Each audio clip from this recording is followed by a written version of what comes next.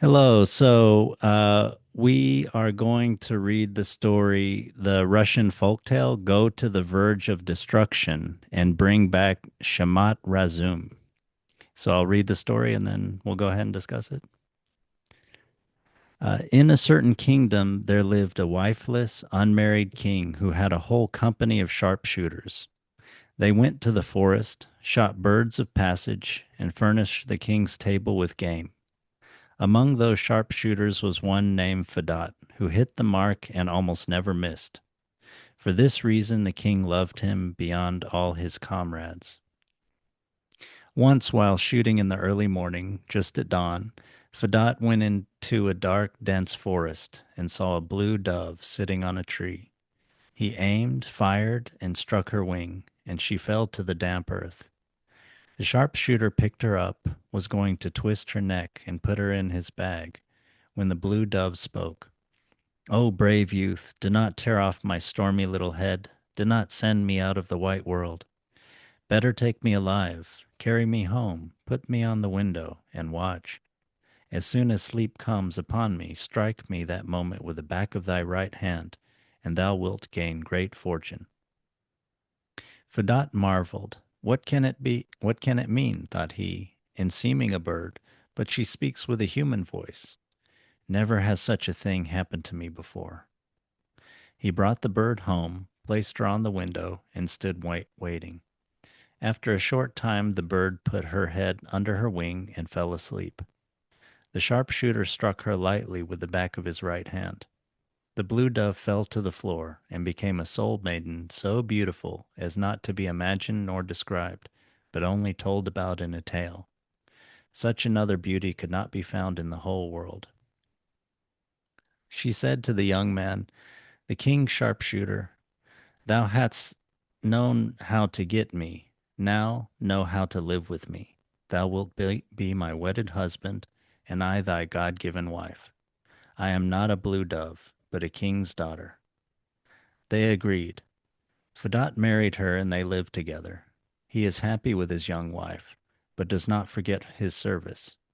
Every morning at dawn he takes his gun, goes out into the forest, and shoots game, which he carries to the king's kitchen. His wife sees that he is wearied from this hunting, and says, "Listen, my dear, I am sorry for thee.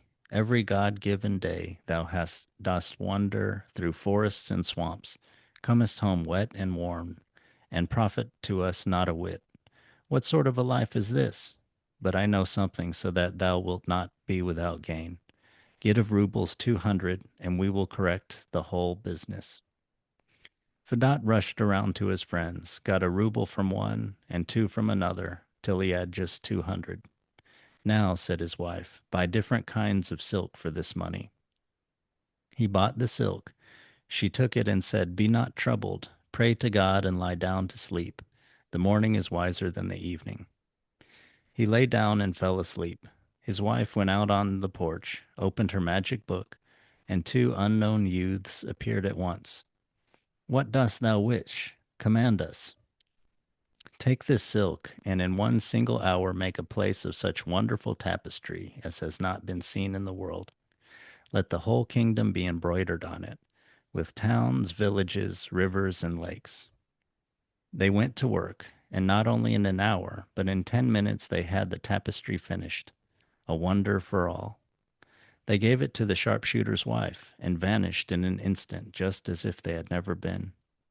In the morning she gave the tapestry to her husband.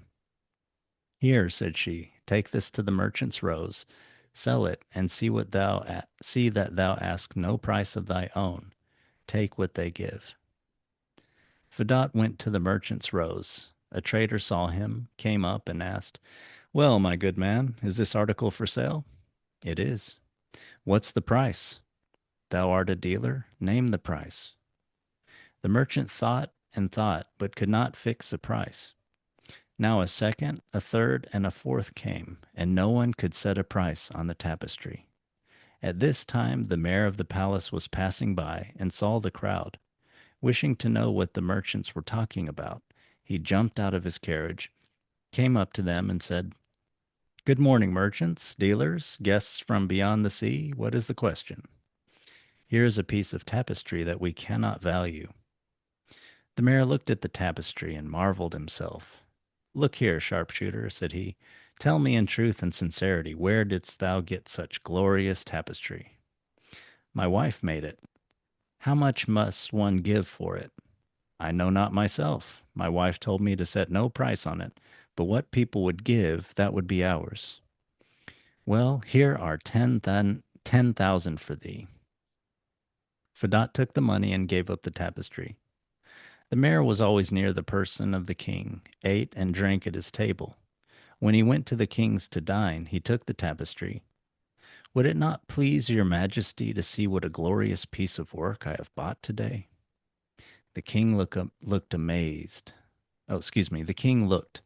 He saw his whole kingdom as if on the palm of his hand. He opened his mouth in amazement. This is indeed work. In all my life I have never seen such cunning art. Well, Mayor, say what thou pleasest, but I shall not give this back to thee.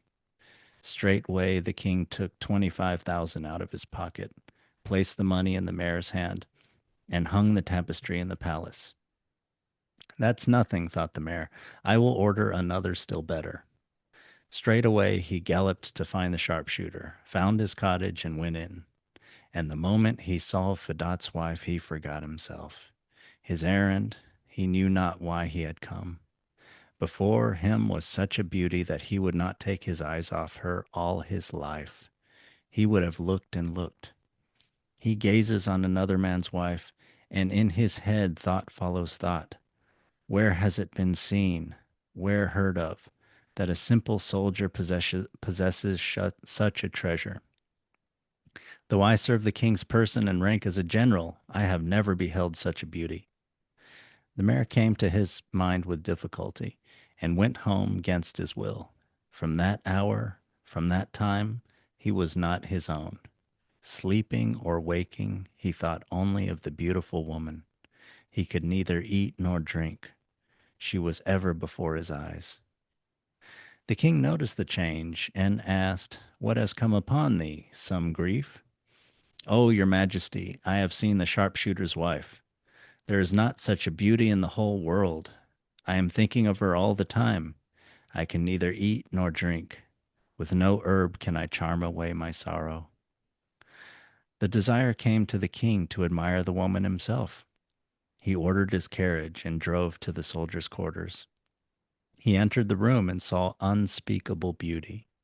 No matter who looked on the woman, an old man, a youth, each was in love, lost his wits. A heart flame pinched him. Why, thought the king, am I wifeless and single? Let me marry this beauty. That is the thing. Why is she a sharpshooter's wife?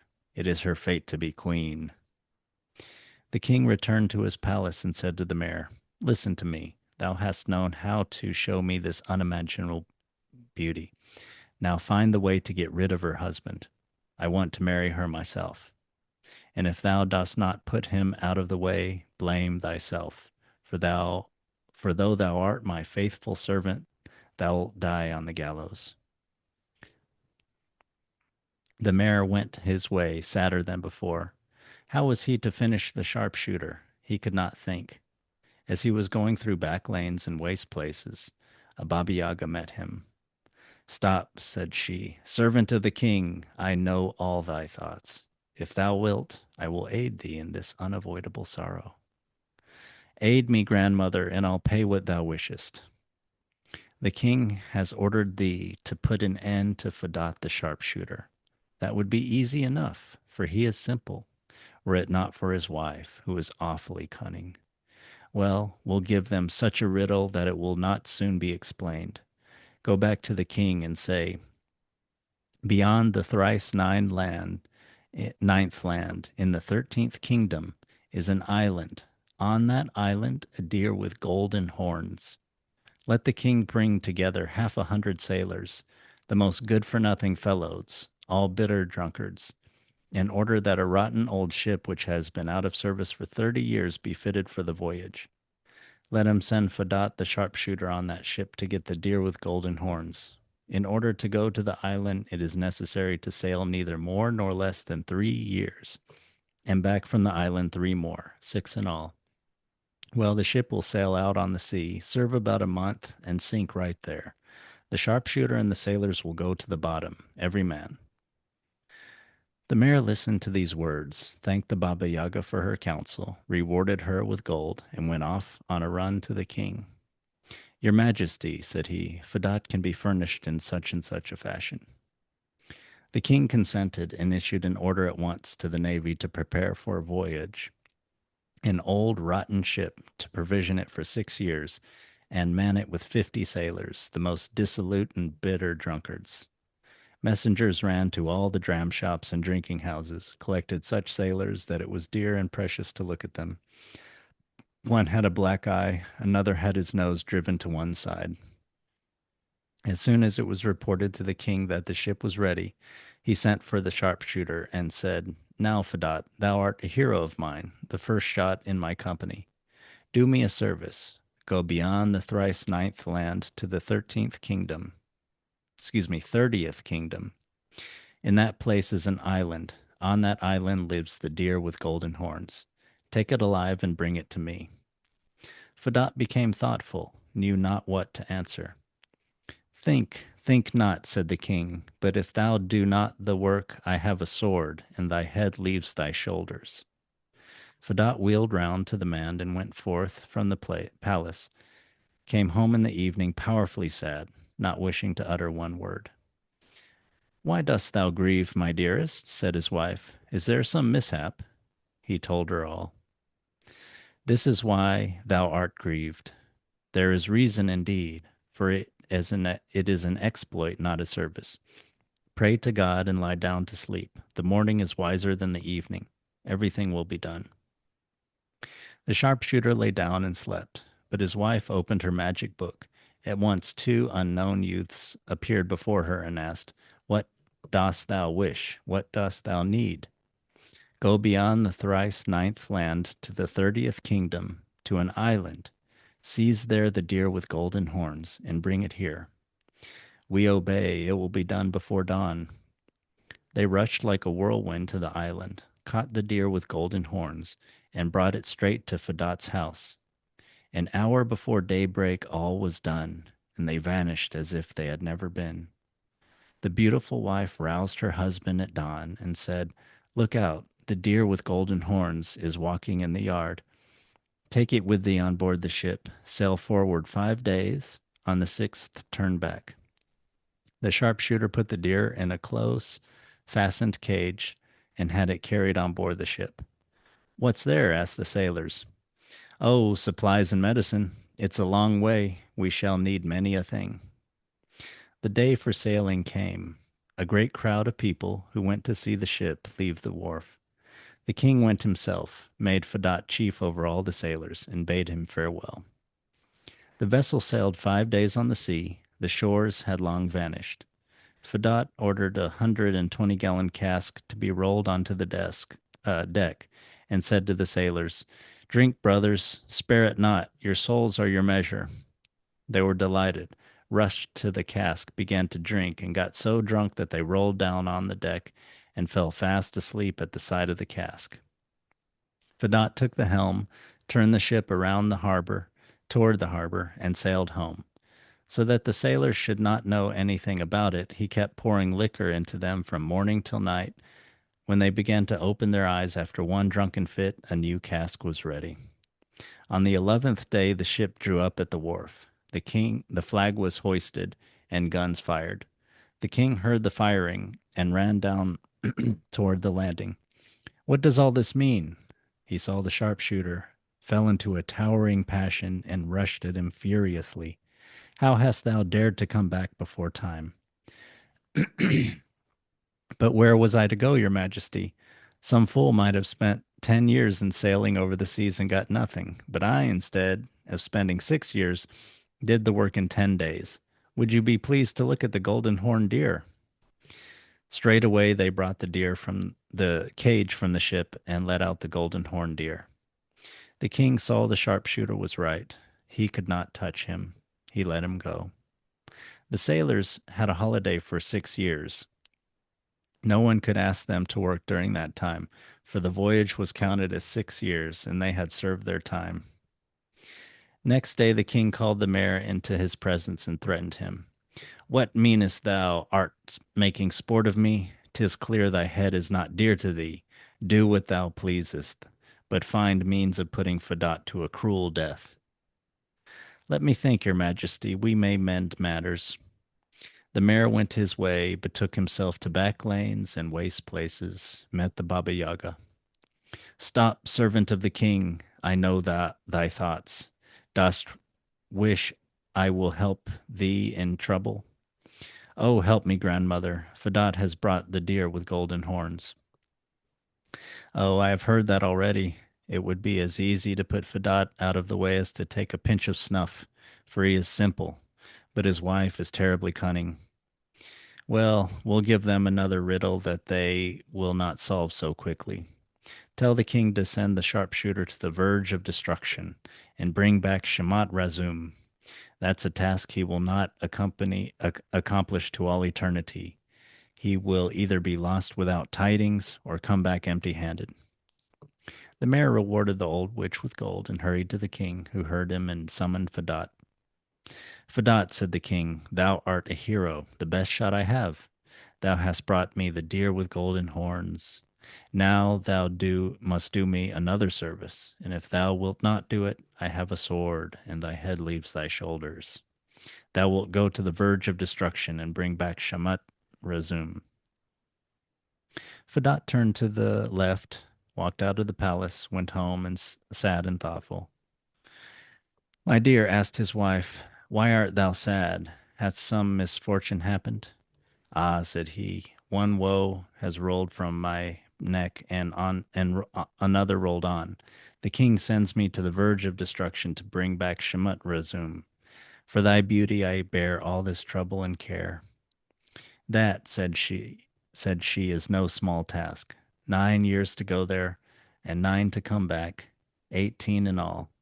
Will good come of it? God knows. But pray to the Lord and lie down to sleep. The morning is wiser than the evening. Tomorrow thou'lt know it all. After Fedot had laid down, his wife opened her magic book and asked the two unknown youths if they knew how to go to the verge of destruction and bring back Shamat Razum. They answered, we know not. In the morning she roused her husband and said, go to the king and ask for the road golden treasure. Thou hast 18 years to wander. When thou hast the money, come home for the parting. Fedot got the money from the king and returned to take farewell of his wife. She gave him a towel and a ball, and said, when thou goest out of the town, throw the ball down before thee, and wherever it rolls, do thou follow. Here is a towel of my own work. No matter where thou art, wipe thy face with it after washing. Fedot took farewell of his wife and comrades, bowed down on all four sides, and went beyond the barrier. He threw down the ball before him. It rolled, rolled on, and he followed after. About a month had passed when the king summoned the mayor and said, the sharpshooter has gone to wander over the white world for 18 years. It is evident that he will not come back alive. 18 years, as thou knowest, are not 2 weeks. Many a thing may happen on the road. He has much money, and robbers will fall upon him perhaps, strip him, and give him to a savage death. I think we can begin his wife now. Take my carriage, drive to the soldiers' quarters, and bring her to the palace. The mayor drove to Fedot's house, entered, saluted the sharpshooter's wife, and said, hail, witty woman, the king has ordered us to present thee at the palace. She went. The, the king received her with all gladness, led her to a golden chamber, and spoke these words, dost thou wish to be queen? I will take thee in marriage. Where has it ever been seen or heard of, asked she, that a wife was taken from her living husband? Though he is a simple soldier, he is my lawful husband. If thou wilt not yield of thy free will, I will take thee by force. The beautiful woman laughed, struck the floor, became a blue dove, and flew out through the window. Fedot journeyed over many lands and kingdoms, the ball rolling ahead of him all the time. When he came to a river, the ball became a bridge. Whenever he wanted rest, it became a soft couch. Whether whether it is long or short, a story is soon told, but a deed is not soon done. The sharpshooter arrived at a splendid palace. The ball rolled to the gate and disappeared. Fadat went straight up the stairs into a rich chamber, where he was met by three maidens of unspeakable loveliness. Whence comest thou, good man, and for what? O beautiful maidens, ye have not let me rest after the long journey, but have begun to inquire. First ye should give me to eat and drink, put me to rest, and then make inquiry.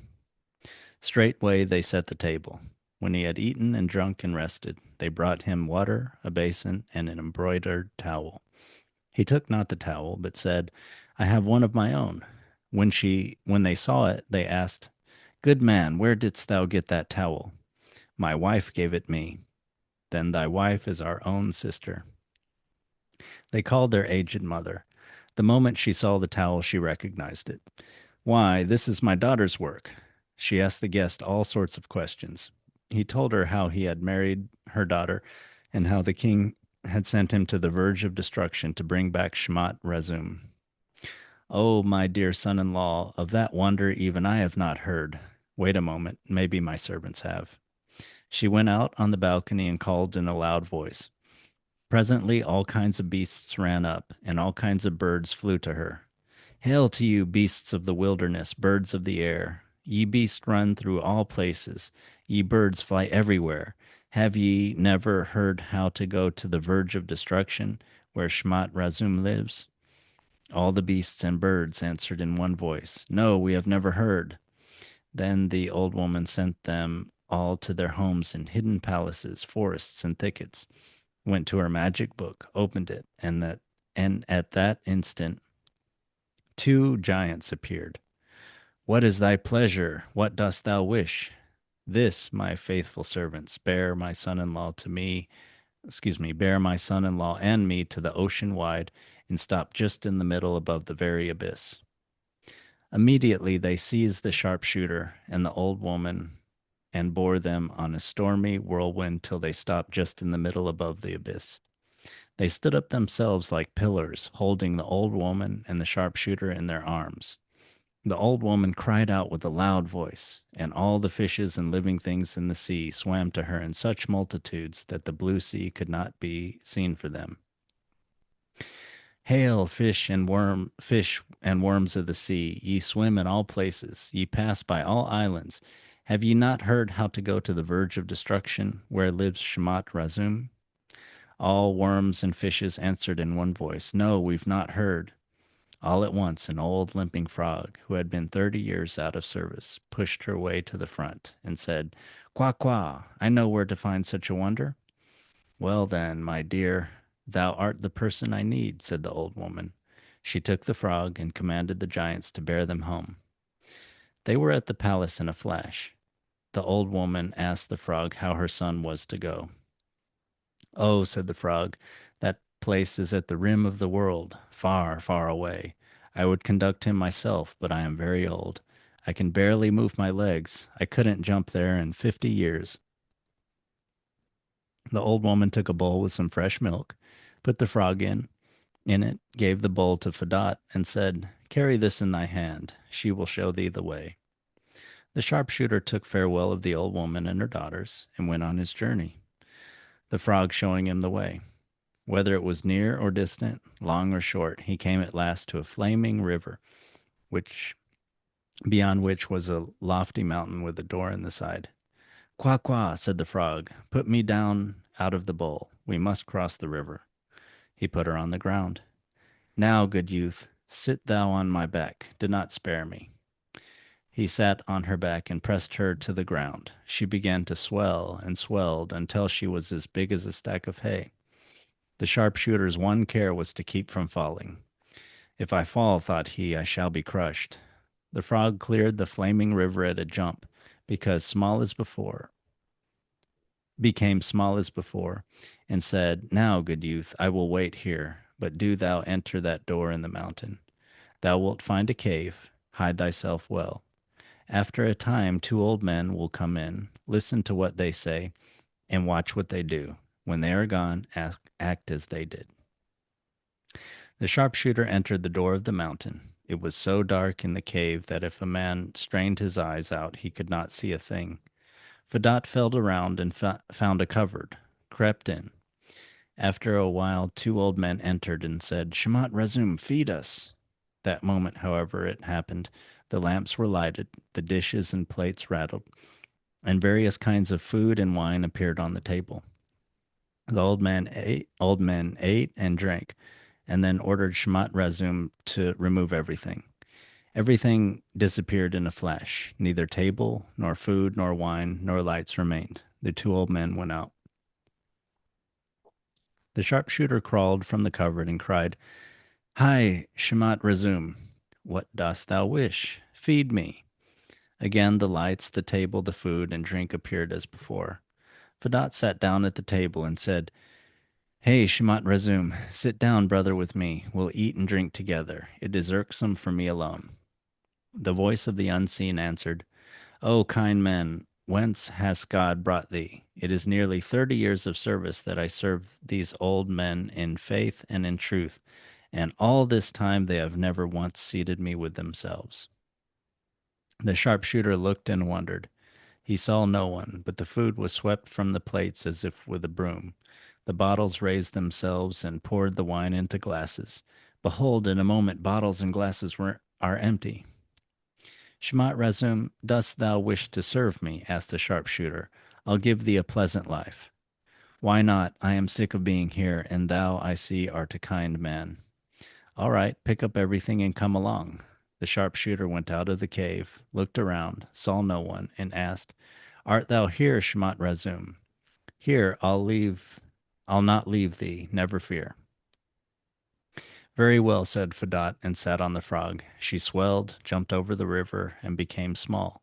He put her in the bowl and went on the house homeward road, came to his mother-in-law, and made his new servant entertain the old woman and her daughters. Shemot Razum gave them such a feast that the old woman came very near, dancing from joy. She ordered that 3 bowls of milk be given to the frog every day in reward for her faithfulness.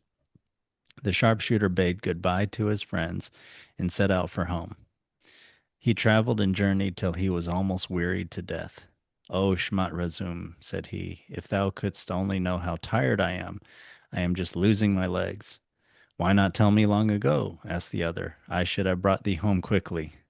With that he seized Fadot and bore him like a rushing whirlwind, so swiftly that his cap fell off. "Hey, Shamat Razum, wait a minute, my cap is gone." "Late, my master, thy cap is now 3,000 miles behind." Towns and villages, rivers and forests just flashed before the eye. As Fadot was flying over a deep sea, Shamat Razum said, "If thou wishest, I will make a summer house in the midst of the sea. Thou canst rest and acquire a great fortune." "Well, make it." They dropped down toward the sea, and behold, where a moment before the waves were rolling, an island rose up, and in the center a golden pleasure house. "Now, my master, sit down in this house, rest, and look at the sea. Presently 3 merchant ships will sail by and cast anchor. Invite the merchants, entertain them well, and exchange me for 3 wonderful things which they have. I'll come to thee again in thine own time, in my own time." Fadot looked. 3 merchant ships were sailing from the west. The merchants saw the island and wondered. "What does this mean?" asked they. "How many times have we sailed by here and seen nothing but water, and now an island and a pleasure house? Let us stand up to the shore, brothers. Let us look and admire." They stopped the ships, cast anchor. The 3 merchants stepped into a light boat, went to the island, landed, and saluted Fadot. "Hail, worthy man! Good health to you, foreign merchants. We crave kindness. Come in, rejoice, have a good time, and rest yourselves. This pleasure house was made on purpose for passing guests." They went in and sat down. "Hey, Shamat Razum, meat and drink."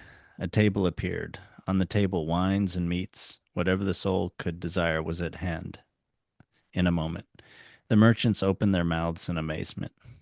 Let us exchange, said they.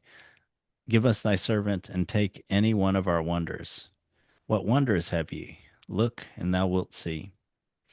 One merchant took a small box from his pocket and opened it. That minute, a glorious garden was spread over the whole island with flowers and paths.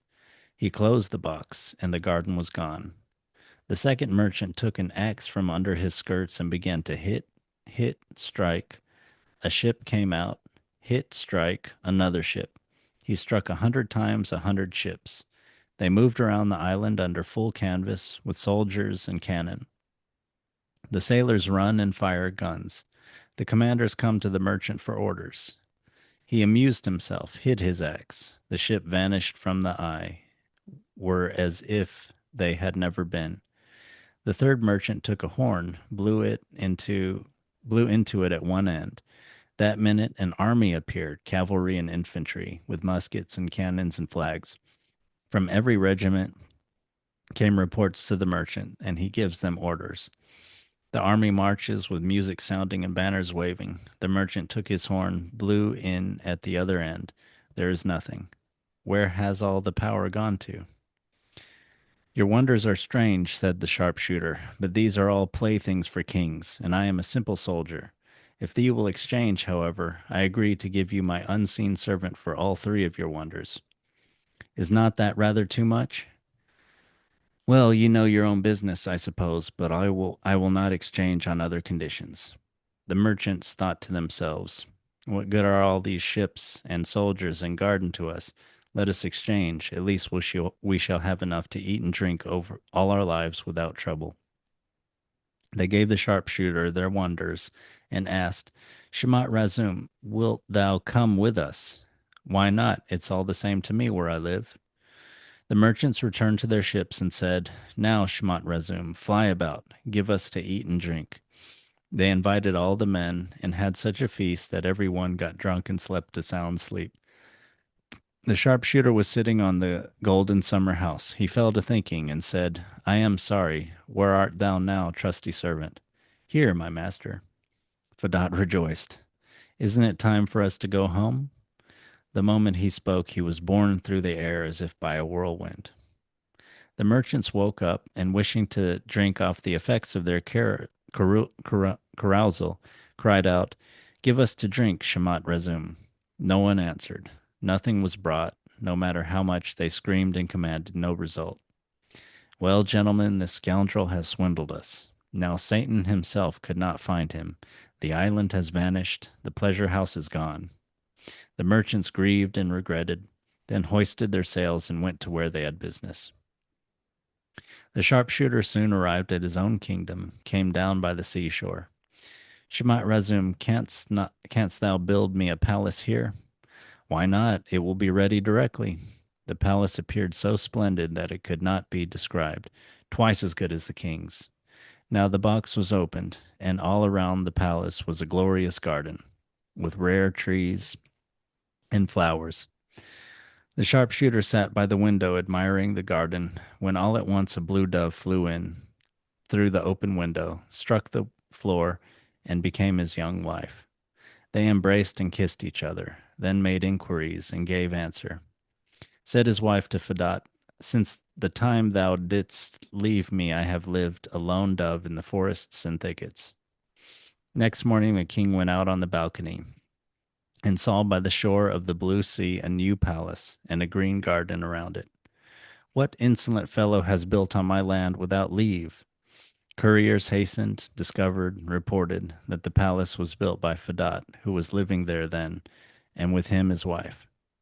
The king's anger increased. He gave orders to collect troops and go to the seashore, destroy the garden, break the palace into small pieces, and give the sharpshooter and his wife to a cruel death. Fadat saw the strong army approaching. He took his axe quickly and struck.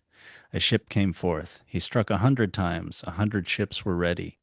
He blew his horn once. Infantry was marching. He blew it a second time. Cavalry was galloping. The commanders rushed to him from the ships, from the army, for orders. He ordered them to give battle. The music sounded at once. The drums rattled. The regiments advanced. The 100 ships open a cannonade on the king's capital. The army moves on at the sound of music and beat of drums. The infantry rout the king's soldiers. The cavalry take them prisoners. The king sees that his army is fleeing, hurries forward himself to stop it. But what could he do? Half an hour had not passed before he was killed. When the battle was over, the people came together and begged the sharpshooter to take the government of the kingdom into his hands. He agreed, became king and his wife queen. Okay. Happily ever after. Yeah. Yeah, I wondered, I didn't ask you, why did you choose this story? Well, I heard about it. I heard about it on this other podcast. It's called the Idiots and Fools podcast. Um, it's put out, I think, like once a month or so by these two guys in the Gurdjieff work. You can find it on Substack. You do have to subscribe. It's not called Idiots and Fools. That's just something they do. The Substack is, I believe it's Zen, Yoga, and Gurdjieff. Mm, And then out of that, they do the podcast, like like I said, like every month or so. mm, And they just have sort of a conversation back and forth for half an hour. But they referenced a Russian fairy tale where the hero, the phrase they used was, I go, I know not where, by means I know not how." mm, And then had a bit of a laugh around the fact that, like, on this guy's mystic quest, the thing that he finds at the end of the mystic quest is his mother-in-law, which is not very typical. So I was like, I thought it was pretty funny. I was like, oh, you and I do these fairy tale things. Maybe it's a fun one. So I looked it up, and it's a long one. It's a good one, but I was also surprised that it ties into it reminded me both of the Fortunatus one that we did a while ago me too. Yeah. and the Iron Shoes as well, where you Mm, have the hero. So in Fortunatus, you've got the hero sort of, there's the three treasures. He conquers, he kills the king at the end, and he becomes the ruler. But mm, obviously, our guy here, I've already forgot his name, the sharpshooter, Fedor. Obviously, he's a nicer guy than Fortunatus. yeah. But then you also have the three treasures, and then in the Iron Shoes, you have the hero who marries the beautiful princess, loses her.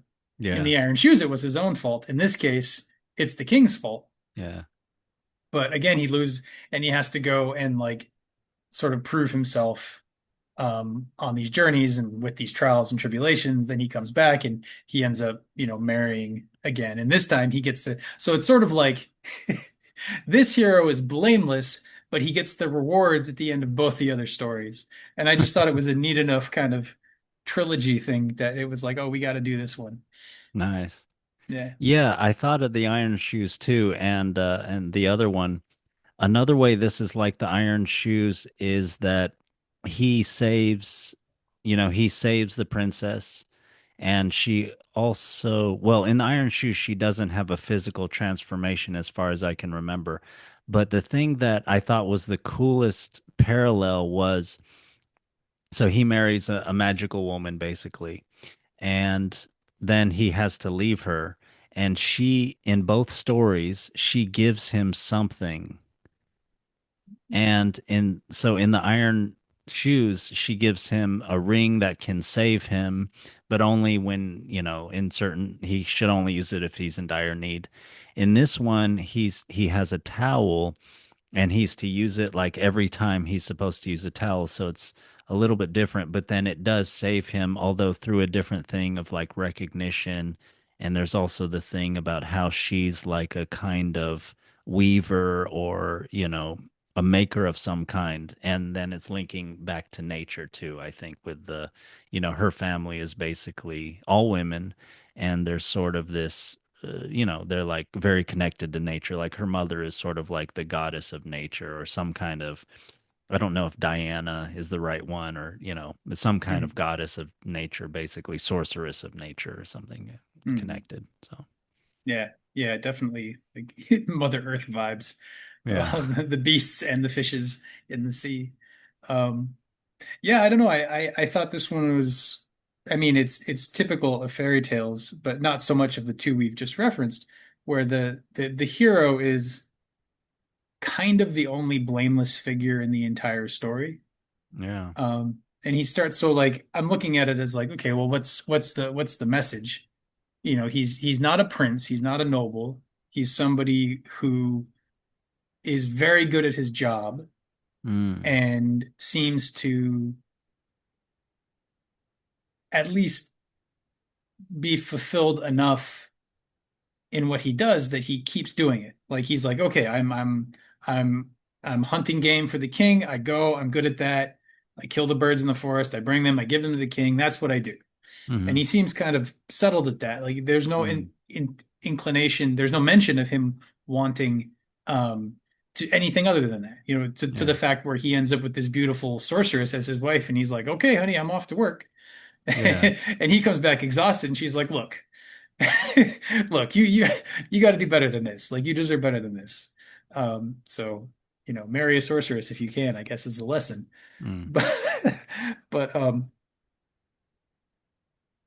you see him being sort of a stand-up guy, sort of a little naive. I mean, but the Baba Mm. Yaga points it out. You know, he's very simple. He'd be easy to get rid of except for his wife. Mm. Um, and even when he's on his journeys, you see him. You see him progressively grow wiser and wiser. But at first, he's just sort of doing whatever whatever his wife tells him. Mm. And I sort of have been thinking of like the wife as kind of like you could see her as being sort of like intuition, like Mm. having a really good sense of opportunity of like, oh, I can't explain this, but I just, you know, women's intuition is usually is kind of a stereotype, but I Mm. think women in fairy tales can often stand in for that kind of intuitive knowing because it is so Mm. common, more so in women than in men. Not that Mm. Yeah. Yeah. Yeah. things aren't variable and all of that, but Mm. generally speaking, um, and so I think you sort of have like if you sort of take the the metaphor layers off, you have a tale of somebody who's dedicated themselves to being very good at what they're doing and fulfilling their Mm. role Mm. and sort of genuinely showing up for their life. And through that, they end up with a reward, you know, of some sort of inner guidance or some sort of inner voice. And Mm. they do that, like he meets his wife by going about his job and killing birds, and Mm. then finding one and hearing a voice that says, "Don't kill me, I'm Mm. special." And he Yeah. listens to it and he's kind. So like Yeah. right off the bat, you've got this like caring person who's fastidious about his job and is sort of able to but not so fastidious that he's like, well, I'm sorry, you're the king's bird, I got to kill you, Yeah. you Yeah. know. And then there goes his whole adventure. So Yeah. he's able to kind of hold those two things well, and I Yeah. think that's how I see him being the hero, you know, the lesson of how to be a hero. Yeah, I think that's great. He's accomplished and he's uh admired. You know, the king mentions later, "You're my number one sharpshooter." There's no doubt about it. But yeah, but he's still sort of mindful when he's doing his job, as any real hunter or soldier should really be, right? You shouldn't mindlessly be marching forward. You have to kind of keep all your senses open. And then yeah, that's where intuition can speak to you, right? When you're fully open with your body, mind. And Yeah. then yeah, he does, you know, he's done this 1,000 times before, but yeah, he doesn't he doesn't kill the bird. He can hear its voice. By the way, I wanted to mention, you mentioned the something like, "I go not whither and fetch I know not what." This is I had seen this before in the Wikipedia, and so when you mentioned it, I brought it up. Hmm. And yeah, so do you know about Arnie Thompson types? They're like scholars that I heard about this when I took a folklore class with Alan Dundee's. But so folklorologists or excuse me, folklorists ha have classified like the types of tales of the world Hmm. and like given it a number. Oh wow. Very scientific, yeah. Yeah, yeah. And so this type is Arnie Thompson type 465, the man persecuted because of his beautiful wife, which would, of course, be a thing in folk tales, right? Because this, of course, has happened in history so many times, right? And people can sense the sort of danger. Even Rousseau talks about it like, be careful, if you want a pleasant life, don't necessarily have a beautiful wife, you know? So, Hmm. Hmm. Oh, that's cool. That's cool. Yeah, I didn't know that that was how neat to have that tie into the sort of the folklore background. yeah. Yeah, yeah, yeah, yeah. And we can't, yeah. Go ahead. Oh, I was going to say we could almost like analyze this from that perspective of like all there's such danger that comes from this, right? And then because this guy isn't some kind of top dog or something. So, and then the top dogs do want his wife and they figure out a way for him to, come upon an accident. And then but his wife is powerful, so she figures out some sort of way to manipulate everything so that they end up being top dog. Yeah, yeah, because the king, that's what I was about to say. So this is perfect. The king is such a bastard. Like there is no redeemable qualities to the king here. He's in the palace. He doesn't even interact with his people. He had every scene we see him is in the palace. The mayor's the one that like goes out and comes back and goes out and Mm, comes back. mm. But the king's always just like, yeah, I'm the king. Like maybe no, the king, I think he does go to take the woman from the house, I think. Or maybe the mayor. No, the mayor takes the woman to the palace, I think, right? Yeah, that's right. That's right, Yeah, I think. yeah, Yeah. yeah, yeah. The So king the king does king's go a down lazy to the fucker. seashore to see off the doomed voyage that he has kind of Oh, right. manipulated into existence, and then he's waiting there to like stamp his feet when they come back early with the thing that he purportedly wanted. But Right. yeah. Right. That is interesting. I wonder if there's anything to that. Um, but to get back to the folklore type, like, yeah, he is he's got this beautiful wife. He's not the top dog. He is sort of at the mercy of these more powerful men, and yet the wife is the thing that sort of keeps him safe. You know, she's in the story. She's the piece of the story that sort of protects him from those things. So there's both she's both the threat, but then also the protection against the threat. She causes it and she protects him from it. Yeah. I don't know if there's anything to that, but it's interesting to see. I was also thinking here of the Spirit in the Bottle story that we went over, where you have the father who's the woodsman cutting down in the forest, and he's working very hard, and he's just working, working, working, and then you Mm, have the son come in as the influence of like, let's pull you out of just your workaday life and bring you onto something greater. And here you have the wife doing that, where the sharpshooter is um he would if it was just up to him, he'd just go to work every day, he'd kill the birds and that's it. And so she, like any good opportunity, is both a threat and an opportunity. And she sort of begins to bring him out of himself. And the first thing she does is says, "Hey, you look weary." So she points to him, and then she says, um, "Go borrow some money and buy some thread with it, and then just go to sleep, and I'll take care of it." So at that point, we have our hero being very led. He's just being told what to do. And he's just sort of going on. He's like, "Oh, okay, honey, that's what you want. I'll go do it." And he goes to bed. And then there's this tapestry, and she, or the intuitive hit of it, this magical nature of it is like she's able to say, well, bring it to the market, and gives him all this advice about how to handle it. And he's like, okay, and he does that. And he sort of follows the guidance, even though you can think like Jack and the Beanstalk. Jack brings his donkey to the market and he's told to make sure he gets money for it. And he's like, "Oh, I'll just take these beans." Like he's kind of a dopey guy. This guy's like, "No, she said to not set a price. I'm not going to set a price." So he sort of follows the advice of the sorceress woman, the sort of magical, voice in his life, this magical influence in his life. He follows it without really questioning it too much. And as he does that, you see him actually grow in wisdom. So, a little bit later, I mean, we can get into the a little bit later, but you do see him get smarter and smarter. Where in the end, he's like playing tricks on other people, and he's able to just kind of, he starts to take on some of the qualities of the trickster, the trickery of his wife, the wisdom of his wife. He starts to grow in him. Hmm. Yeah. Yeah. So, yeah, in a way, she completes him. I mean, both in this and the Iron Shoes, the hero starts out, yeah, kind of aimless, purposelessness. They don't have ambition or anything. And then but then they go to another place, a dark place, the dark part of the wood in this story.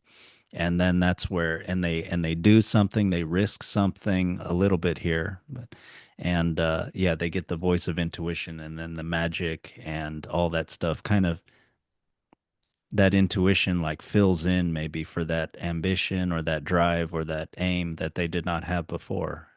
Yeah, it's almost like it gets sublimated and comes out cleaner because the ambition, the king has ambition, the mayor has Yeah. ambition, but it's not a Yeah. good kind of ambition. And Yeah. so you have this sharpshooter without any of that kind of ambition. He just wants to do his job, but he's the one that gets the reward. He's the one that um, both has the beautiful wife and then also has sort of the growth process happen to him. He grows as a person, whereas everybody else in the story Yeah. either stays the same or ends up dead if you're the king. Yeah. Yeah. Yeah, yeah, yeah. And he does have that ambition to help him to, I mean, excuse me, that intuition to help him look out and to change his life. And it's sort of like in ways that maybe, I don't know, that are proper or something. Whereas the king, you know, he does he ha isn't a king supposed to have ambition to sort of like make the realm thrive or, increase security if there's a threat? I mean, the king is not supposed to have the ambition of looking down into his kingdom and going, I want that, like, I mean, that's not right. And he Yeah. does that with the mayor too. Like, I'm gonna just take your tapestry. Yeah. Yeah. Yeah. Yeah, he just keeps threatening to kill people.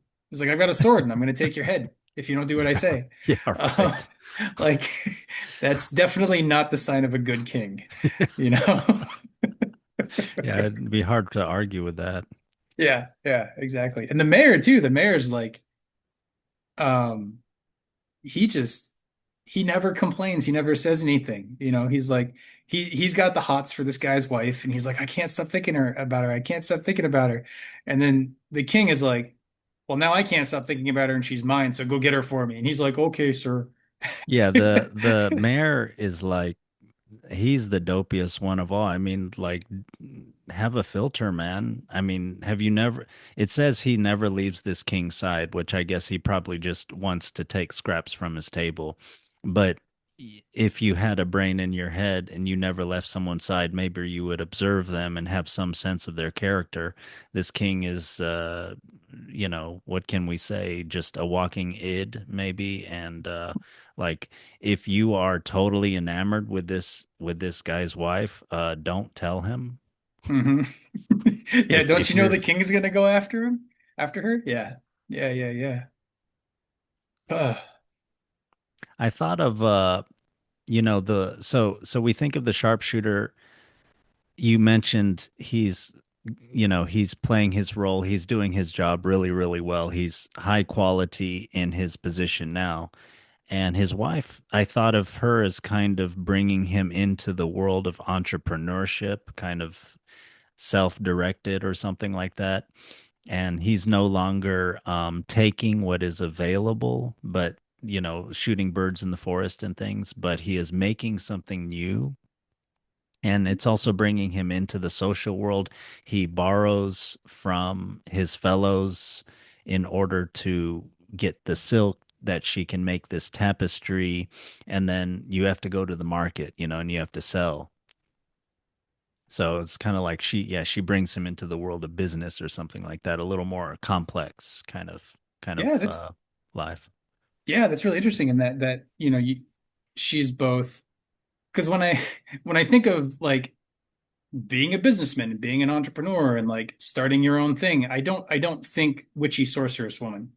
I mean, Yeah. I guess that's not they're not so separate, especially nowadays. But when you're talking like stories and tropes and fantasy stories and archetypes and stuff, it the idea that the intuitive, magical, powerful feminine is where the I'm going to survive, I'm going to succeed in business and in creating, joining the marketplace and like all the things you just said, like that's a really interesting linking of sort of two different archetypes. Mm. That's really cool. I Mm. don't know, maybe that just shows my ignorance of stories if there are a bunch out there, but I've certainly not heard them. I like it. I like it. I think it makes her this sort of font of um, his own flowering as a human, you know? Yeah, yeah, that's what I was thinking, that it makes sense that he would, yeah, do something else a little more creative or something if you can think that he has just had his intuition opened up. So he's kind of looking around for opportunity, thinking creatively, being social, things like that. Yeah, yeah. No, that's really good. I hadn't thought of that. Obviously, that gets projected onto women in the real world quite a bit. So I do Mm. want to acknowledge that expecting a woman to come along and suddenly change your life is probably to put too much pressure on her. But as a psychological factor, getting in touch with your feminine, getting in touch with your intuition, getting in touch with your emotions, all the things that you stereotypically as a man would sort of exile as, oh, that's not me. I mean, this is very basic Jungian. This is integrating your anima, and Mm. that it's a powerful thing. And I think that's what we're talking about here. But you Mm. definitely don't want to project your anima onto a woman in real life, or uh, worst case, she'll take advantage of you. Worst case, well, I don't know if that's worst case. On the one hand, worst case, she takes advantage of you and you're just screwed. And on the other hand, you make life hell for her and she probably doesn't want to stick around because no Yeah. human can carry an archetype, Yeah, yeah. I was thinking though, yeah, you definitely don't want to project anything as much as you can onto others, especially, you want to find out what you will, but you have to find out what you're what you're projecting and kind of be careful about that and try to be open and yeah, not have it get out of control. But what I was thinking sociologically is that I've heard people talk about how oftentimes a man will after he marries, a woman will help him to be a little more ambitious or a little bit more outward looking, or sort of not so much just have his nose to the grindstone in his current job, but have you know. not heard about this kind of thing? That's one thing that I was thinking of when I read this story. It's kind of like, and you can just think about it as when someone has a partner, they're just exchanging ideas, at the end of the day. And there's sort of two is better than one. You're thinking more creatively, you're thinking of other things and. Yeah. Yeah, no, that does make sense. I mean, you're right, I've definitely heard that idea of like the woman being married she can bring the more ambition Mm. because she wants him to do well because then they both do well. He's happier. She Yeah. imagines he'll be happier. Yeah. He'll be more powerful. He'll be more active in the world. She Mm. wants that for him. She wants that for her. It's kind of a win-win situation. And if she's able to see that and offer him advice and he's able to take that advice, then yeah, you do have a sort of two plus or one plus one equals three. Like they're more than just the sum of their parts. They're able to generate something fertile together, metaphorically speaking, not just when it comes to children. There's sort of that energy that can build. So yeah, no, that's a really good point too. Yeah, yeah, yeah. That thing you mentioned about children, I almost wonder if there's some sort of evolutionary psychology thing to this where you do literally need more resources if like a child is coming, so maybe there is something about that kind of interplay or that kind of those kinds of conversations that maybe the woman would sense would even need to happen or something. But that's pure speculation on my part. Yeah, I mean, evolutionarily, that would make sense that there were that basic evolution, like the women who encouraged their men to greater Mm, things yeah. would have been healthier, the ones who were successful and whose men were successful is what Mm, I mean, would be healthier and would have more offspring, and their children would live longer. And mm. so it would definitely seem to sort of reinforce itself just logistically, just looking at it that way. Yeah. Yeah, yeah, yeah, yeah. Why do you think the king is wifeless here? I mean, you could say it's just part of the story that, it would make him maybe more lustful or whatever. But do Hmm. you think there could be anything? We don't No, know I that much mean, about him, but we don't know that much about him. He's definitely limited in dimension as a character, but um, I mean, we what we do know about him is he's a real dick. yeah, You know, like he's not a kind person. He doesn't seem to care about his people or anything. yeah, So I'm kind of not surprised he doesn't have a wife in that regard, although historically speaking, kings didn't marry, and they didn't really have to woo somebody and convince them they were a good husband. yeah, So yeah, I mean, he does throughout the story, he does sort of run parallel to the sharpshooter, in that the sharpshooter's working for the king at first, right? But the sharpshooter is caring and a hard worker, like we were talking. So he sort of grows, and the king ends up sort of falling. And so if in fact, if we want to say the the having of a wife is the integrating of this sort of feminine aspect, or this intuition or whatever, through the development of good character, the king is wifeless because he mm, has not done that. He has not developed his character. He's selfish, he's greedy, he's inconsiderate, not even inconsiderate, he's cruel. And so the magical sorceress cannot belong to him. The sort of life-giving feminine will not come up in him. And so portraying him as wifeless in that sense both sets him up as a great foil for somebody to kidnap, to try and, kill the sharpshooter and take the wife, but then yeah, also emotionally, the emotional tone of him is set as sort of a foil, or a dark side to emphasize the light side of the sharpshooter, that they sort of bring out his qualities. yeah, yeah. I think that's right. You mentioned how he's a one-dimensional character and he's just an incomplete human being, and that seems to be shown more. Yeah, he doesn't have a wife. He doesn't have this other voice or this complexity or this intuition. He is just this, like I kind of joke, he's like a walking id or something. He's just, yeah, this incomplete, and yeah, you don't want to have a ruler of a city that's like that, and he does fall. I mean, Hmm. Hmm. Yeah. Yeah, I almost think of it like I know I've done this a lot in the past, but if like to think of the fairy tale as a whole as like a metaphor for something internal and mm, psychic.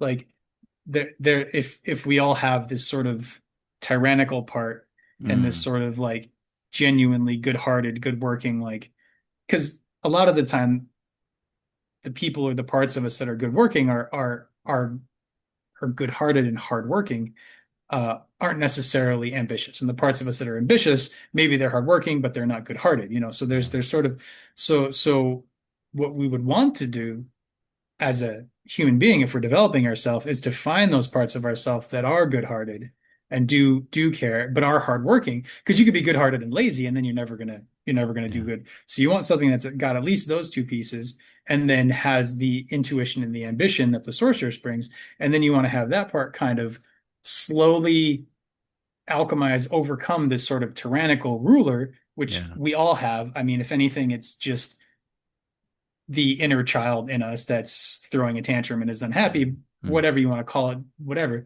We all have that kind of ego id monster in us. And to kind of have the sort of good quality nature work its way up to the top and overthrow the other one, but in a way that doesn't ruin its good nature, you know? yeah, And we have a story right here that shows us how he does that. He follows the intuition. He sort of does whatever his wife says.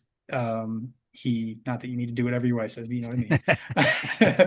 get Don't in tell my trouble wife. for that.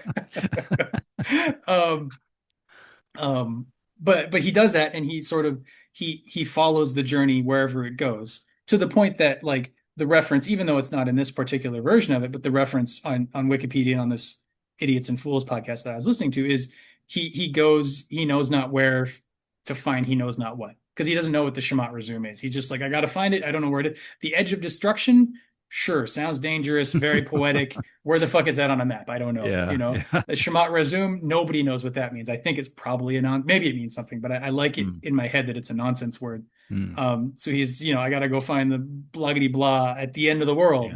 yeah. So but he goes. There's a call to adventure. He says yes. Classic Joseph Campbell. He goes on the adventure wherever it leads, regardless. Mm, And he's smart. He pays attention to his wife slash intuition. He doesn't let anyone kind of take advantage of him. He asks for what he needs. When he gets to the palace with the daughters, he's like, "Hey, like I'm really tired. I can't answer your questions right now. Can you help me out and we'll talk?" And that sort of gets him to wash his face, and that unfolds that whole part of the story. So he's not at that point. He's not so dumb. He's kind of like a little more self-aware, maybe. mm. I think there's some other examples of that I'm sort of forgetting off the top of my head. Um, oh yeah, so let's see. I don't want to skip too far ahead. Where did we kind of lead up to? We were up to Kind of the the going to the marketplace with the tapestry. right, I mean, right, maybe right. even a little before that. Yeah. Yeah, I think that sounds about right to me. Mm, So yeah, so I guess the thing I'm talking about is a little bit later on. But it is funny because I mean, how often does this happen to people in everyday life that he's got this good thing, he's got this wife in this case, he's got this idea, this ambition, and he's like, okay, I'm gonna go do this thing. And he goes and he borrows the money and he in this case, his wife's magic assistants create the tapestry. But if we're looking at that metaphorically, like if he's an entrepreneur, he has the idea, he raises the capital, he starts the business, it gets out in the world, it does well, he earns a bunch of money, and then somebody comes along and tries to take the thing, tries to take the thing. I mean, you can talk about like a band that that has this very musical or singer-songwriter, it's a very creative musician. And then he creates an album and it does really well. And then the record company's like, okay, like you got to make another one. And now he's living this lavish lifestyle and like that whole thing. So it's and he's lost that creative spark. So we see mm, that sort of again here with the sharpshooter where he's following it along and he's doing everything he's supposed to, and that gets him in trouble. And that all of a sudden the king comes and wants to take his wife. mm, And he's woeful. He goes and the king says, hey, why don't you well, we're skipping over the Baba Yaga. We can come back to her. But the king mm, says, why don't you go find this deer for me? And he's like, mm, oh man, I don't know how I'm going to do this. So he goes home, really sad and he feels kind of lost. But he goes back to his wife and his wife is able to kind of support him through all of those things. mm. Whereas I think in the real world, maybe this is a pointer in the story. In the real world, if you're that musician and the record company's like sort of stealing your intuition or stealing your whatever it was that fed you creatively, or fame, even if just fame is stealing what fed you creatively, are you able to find are you able to go back to that creativity? I mean, you hear about artists that like they go to like a cabin off in the woods and Mm. they're there and they can just create and they're outside, they sort of remove themselves. And I feel like that's a fair metaphor, is like to turn back to the thing that took care of you rather than um continuing to just try and get more money for your tapestries or something like that. Yeah. And Yeah. that would be going back to the beginning of the story where the sharpshooter goes back. This is what I'm elite at, going back into the woods, nature, the dark place, and being open to whatever birds you can find there. Yeah. Yeah. Yeah. Yeah. So what did you think about the Baba Yaga? I don't, yeah, to me, she's just sort of a Mephistophelian sort of, you know, do you remember The Pearl by John Steinbeck? Um, That's that going was a far long back. time ago, but I Yeah. can just sort of Yeah. say real Okay. quickly, like, so, a poor sort of Indian Mexican man like needs medicine for his baby.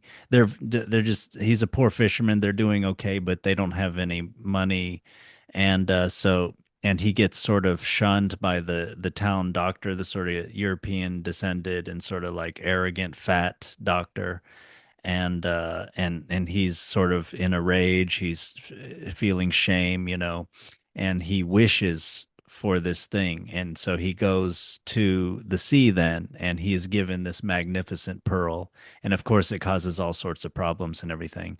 But I just thought of the Baba Yaga as just sort of like how she reads the mayor's mind.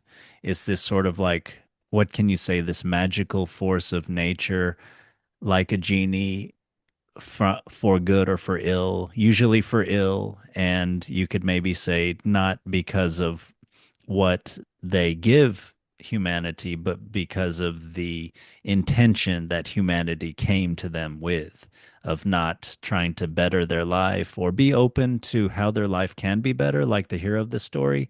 But there's a specific thing they're trying to do that is just evil. So, Yeah, no, that's so what I'm seeing and like what I'm seeing there is like the Baba Yaga becomes like the shadow of the sorcerer's wife, in that like the mayor has a problem. He goes and he wanders the back alleys, yeah, similar to the hunter in the forest. yeah, The this strange magical woman pops out of nowhere and says, "I can solve all your problems." yeah, But she's Baba Yaga. She's old, she's haggard, she's probably really creepy looking. She's that like typical evil witch vibe.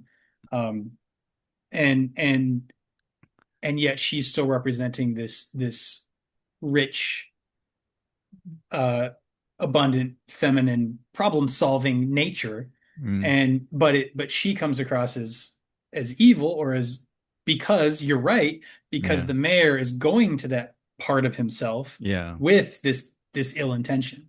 yeah, And so it's almost like you have a battle of the two feminine natures, the sort of the yeah. bright feminine, or the healthy feminine, and the evil feminine, Yeah, yeah, that's right. Yeah, I think so Yeah. too. Yeah, that's cool. I had not thought of that. That's really neat.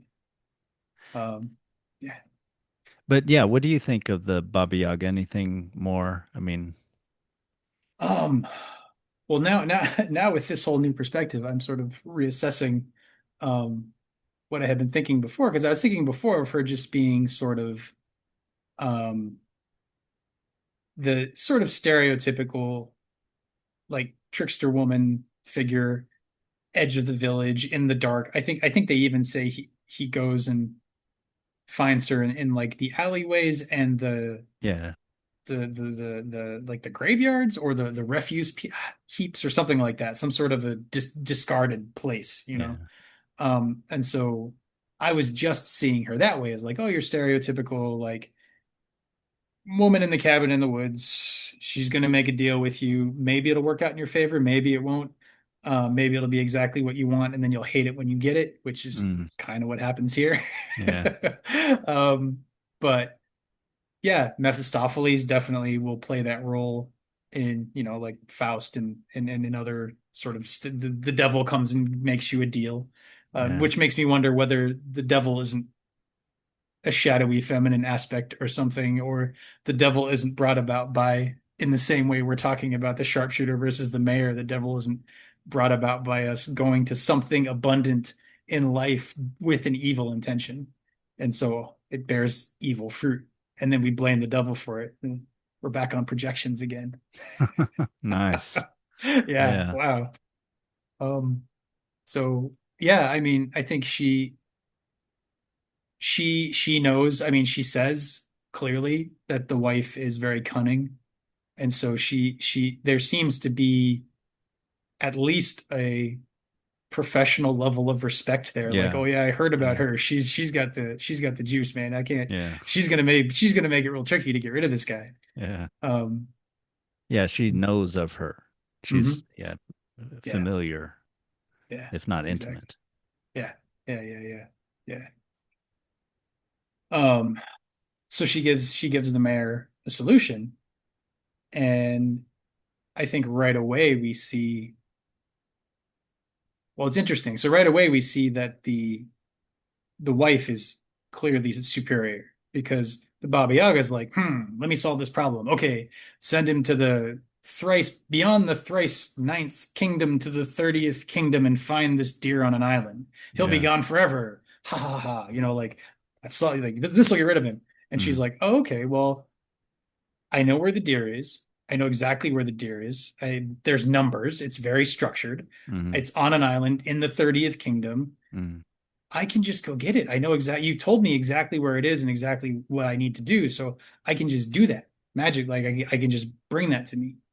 Um, and she does. And so like clearly if the Baba Yaga really knew what this woman was capable of, she wouldn't have given her so much information that she could use to solve this particular problem that they put before her husband. Um, but she's very smart about it because she like does she do this or does the hunter do it or maybe nobody does it? But in any case, the fact that the hunter goes on the journey really sets up like it sets a trap for them, sort of. It's like, okay, Yeah. the king's gonna get what he wants. It's not like he shows up to the king's palace the next day and is like, hey, I'm already back. Here's Yeah. your deer. Now I don't have to go on the journey. Yeah. Well, So yeah, so there's a little bit of trickery there. That's sort of where I see him starting to get a little smarter. yeah. Yeah, and I think everything that has to do with the wife does have to do with this sort of cleverness with words, this negotiation. He does follow the king's orders, and the king is not this utter madman dictator on the surface. Like he still has to act like a king. So yes, everybody saw that he sent him on this voyage to get this thing, and he does that. He does his the duty to the king. So now the king can't say anything. And along the way, he sort of gives all these guys 6 years of pay, So he's kind of like helping people out, I guess, along the way, unlike the king, sort of like what we talk about with Robin Hood, with Yes, like just gonna say, yeah. the the foil of the leader doing what the leader is supposed to be doing, and but still like going along with things. And although Robin Hood's maybe different, but I think there's always some sort of like turning of words around, some sort of cleverness with like dealing with contracts and negotiations and stuff. But Yeah. Yeah, because you see the sharpshooter being hardworking. He's doing what's asked of him. He's fulfilling his contracts. yeah, He's not lying, he's not cheating, he's like, okay, you want me to do this? I'll do this, but I'll do this better than you think I'm going to be able to. yeah, And you're right that he also like takes care of these sailors who the king was just going to let drown because they were all expecting the ship to sink. And he was like, all right, well, find these worthless guys and send them off on this worthless ship, and then everybody's going to die, and I'll get what I want. And yeah, instead of dying, they're rewarded with it's like what, like a 5-day cruise of all you can drink, and then yeah, 6 years off when you're home. yeah. These guys And got no it one can made. say anything. Exactly. Exactly. All because the sharpshooter like went along with the plan, but was not taken by it. Like he went and did his own thing with the setup that of the king's plan. Yeah, Thanks to the wisdom of his wife, yeah, of the sorceress. So so then I think um you see the mayor go back to Baba Yaga, and Baba Yaga wises up. So she doesn't say like go to this specific kingdom and get this specific thing. She's like, okay, now we're going to send you off to something somewhere you can't find, the edge of destruction, and you have to find something there that like nobody knows what it is. So she really like ups the ante there, and she does essentially she outmaneuvers the wife because yeah, he's sent on the journey. He has to go. There's no way for them. The wife cannot find the information that she needs. It's like outside of her Google search. She can't call it up, you know? And so she can't block that particular attack against mm, against the sharpshooter, but she can advise him to go and ask for money, which he does. She can give him the gifts of the ball that will guide him and the towel that will announce his identity. Because I'm sure she knows where the ball is going to bring him. Yeah. So you have this like it's almost like the personal feminine intuition is not able to do it, and so he has to go out wandering into the world, but his wandering by following the golden ball, which is sort of a stand-in for intuition. It's just going to go wherever it goes, but it takes care of him when he needs a bed. It turns into a bed. When he needs a bridge, Mm, it turns into a bridge. So mm, it's very like it's an all-purpose item. It's very mm, typical in fairy tales and stuff. mm, But it ultimately leads him to what I see. Like if we're talking about the wife as like the feminine nature of the sharpshooter, then her mother would be sort of like feminine nature in general, like the feminine, like the goddess or something like that, the divine feminine, mm, the essence of what it means to be feminine. mm, And ties right into what you were saying before about her being like Diana or the goddess of nature or something like mm, that. Like she's the mother of this magical woman. And so she sort of metaphorically, she's the source of the metaphorical magic that's in this guy that he's managed to contact mm, by marrying this woman as a mm, metaphor. He's able to sort of bring that into himself. So then he goes out and he finds the source of that, where like so his wife is described as this most beautiful, amazing woman. You can't even talk about her, only in tales. Couldn't even describe her. Everyone's madly in love with her. He follows his ball. He ends up at a castle. There's three beautiful women and their mother. Like she's held up as this very rare thing, and he ends up in a castle where there's like at least four of them because mm, there's the three sisters and the wife. mm, And then there's the sort of source, the mother that they all came from. So mm, it's a very like the thing that comes to mind for me is like, the Grail myth or the Grail castle, but the Grail, that's not a feminine thing. The Grail is kind of a feminine thing, the Grail itself, but the Grail is wielded by a king, and so it's a different story. I think mm, there's another one you did with your friend Lisette was the Water of Life. And I mm. think there you have a hero that goes to a castle where there's some sort of font of something, Yeah. source of something ultimately healing. Yeah. Um, and and it's interesting because, well, I guess do you have anything to say to that? Because that's I've been talking for a bit. Oh no, no, no. That was all good. I was thinking just yeah, you could sort of intuition or the source of the feminine. I was also thinking he follows the ball for a long way. It's sort of like going deeper. You could say it's sort of going deeper and deeper into your thoughts in the right way, right concentration eventually, and maybe coming to some sort of insight, this Hmm. realization or something that could be a greater source for new ideas or something like that. Although for me, I think of it as his wife and the family is sort of representing nature in general, and so there's a renewal, change, growth, which is of course related to intuition anyway. But Yeah. And as we have said, like meeting her has sort of started his process of growth. So yeah, that's another that ties into that as well. yeah, Um, and yet, despite all of that, um, this magical source of all the feminine nature in the world, or whatever you want to call it, uh, this goddess Diana, she doesn't know about the Shmat Razum either. She's yeah, never heard of it. right, And she has power over all of these beasts and all of these fishes, all the creatures of the earth. None of them know. So it's yeah, almost, yeah, of course, but like almost all of them don't know, and so it heightens the mystery of it. Like if she's held up as this like, okay, the sharpshooter gets the magic introduced into his life, is sort of grown to the wife. They go through their trials. Something bad kind of happens. He overcomes that. He continues past a few other stages. He gets to this sort of the mother-in-law in this case representing like the source of the divine feminine, like I'm saying, and even that can't solve it. So then where do you go to like the very lowest thing ever. You go to yeah, the old frog who's seen 30 years of service. Who knows what kind of service a frog is doing, but the frog is doing some kind of a service. But the frog can't hop anywhere. And Yeah. like, but the frog is always such an interesting thing because it's between two worlds. It's Yeah. it can go, it can come in the water on earth on the land. It's kind of gross. It's not pleasant. Frogs and fairy tales are almost always ew. It's something gross about them. Yeah. The princess, the frog, the princess with the golden ball, like is disgusted by the frog that rescues the ball for her. So Yeah. frogs are always this like very low thing. I think in Frogs and Toads.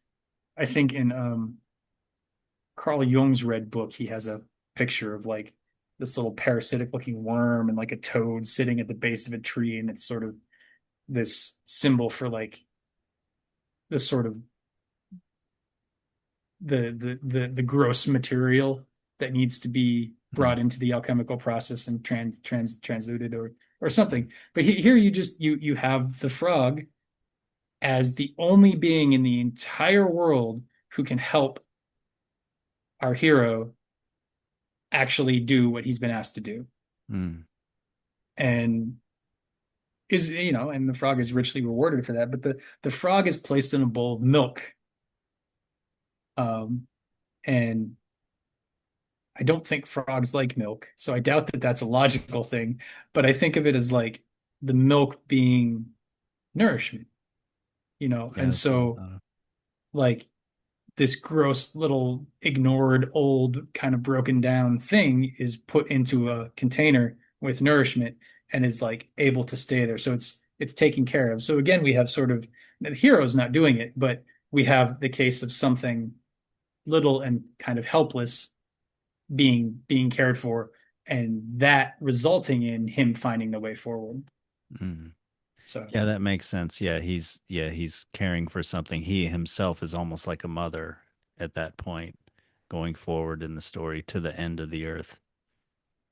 I did think of how so he follows a ball a really long way. Eventually he goes to a water place and finds a frog that leads eventually to his political sort of transformation at the end of the story. I mean, that does remind me of, I forgot what Grimm's Brothers story it is, but this little girl is like always likes to play with this ball, and hmm, eventually, and she's playing by the edge of a pond, and she drops it and it falls in, and a frog comes and brings it back up to her.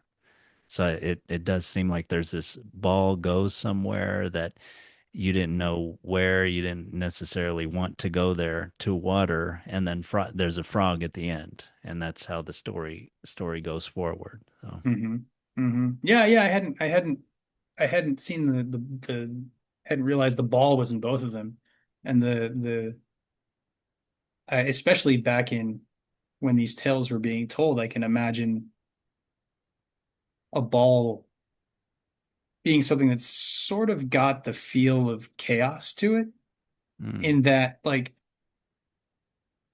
not a lot of things were perfectly round.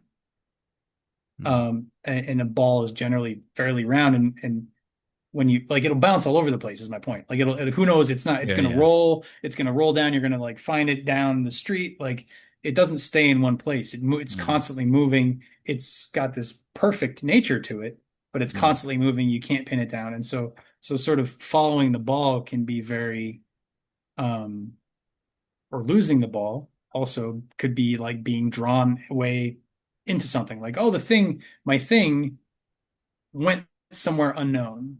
I know not where, for I know not why. Um, so yeah. The ball is a stronger symbol than I was thinking of what the sharpshooter is doing on a non-metaphorical level. He's following something very crazy that's just going, he doesn't even know where.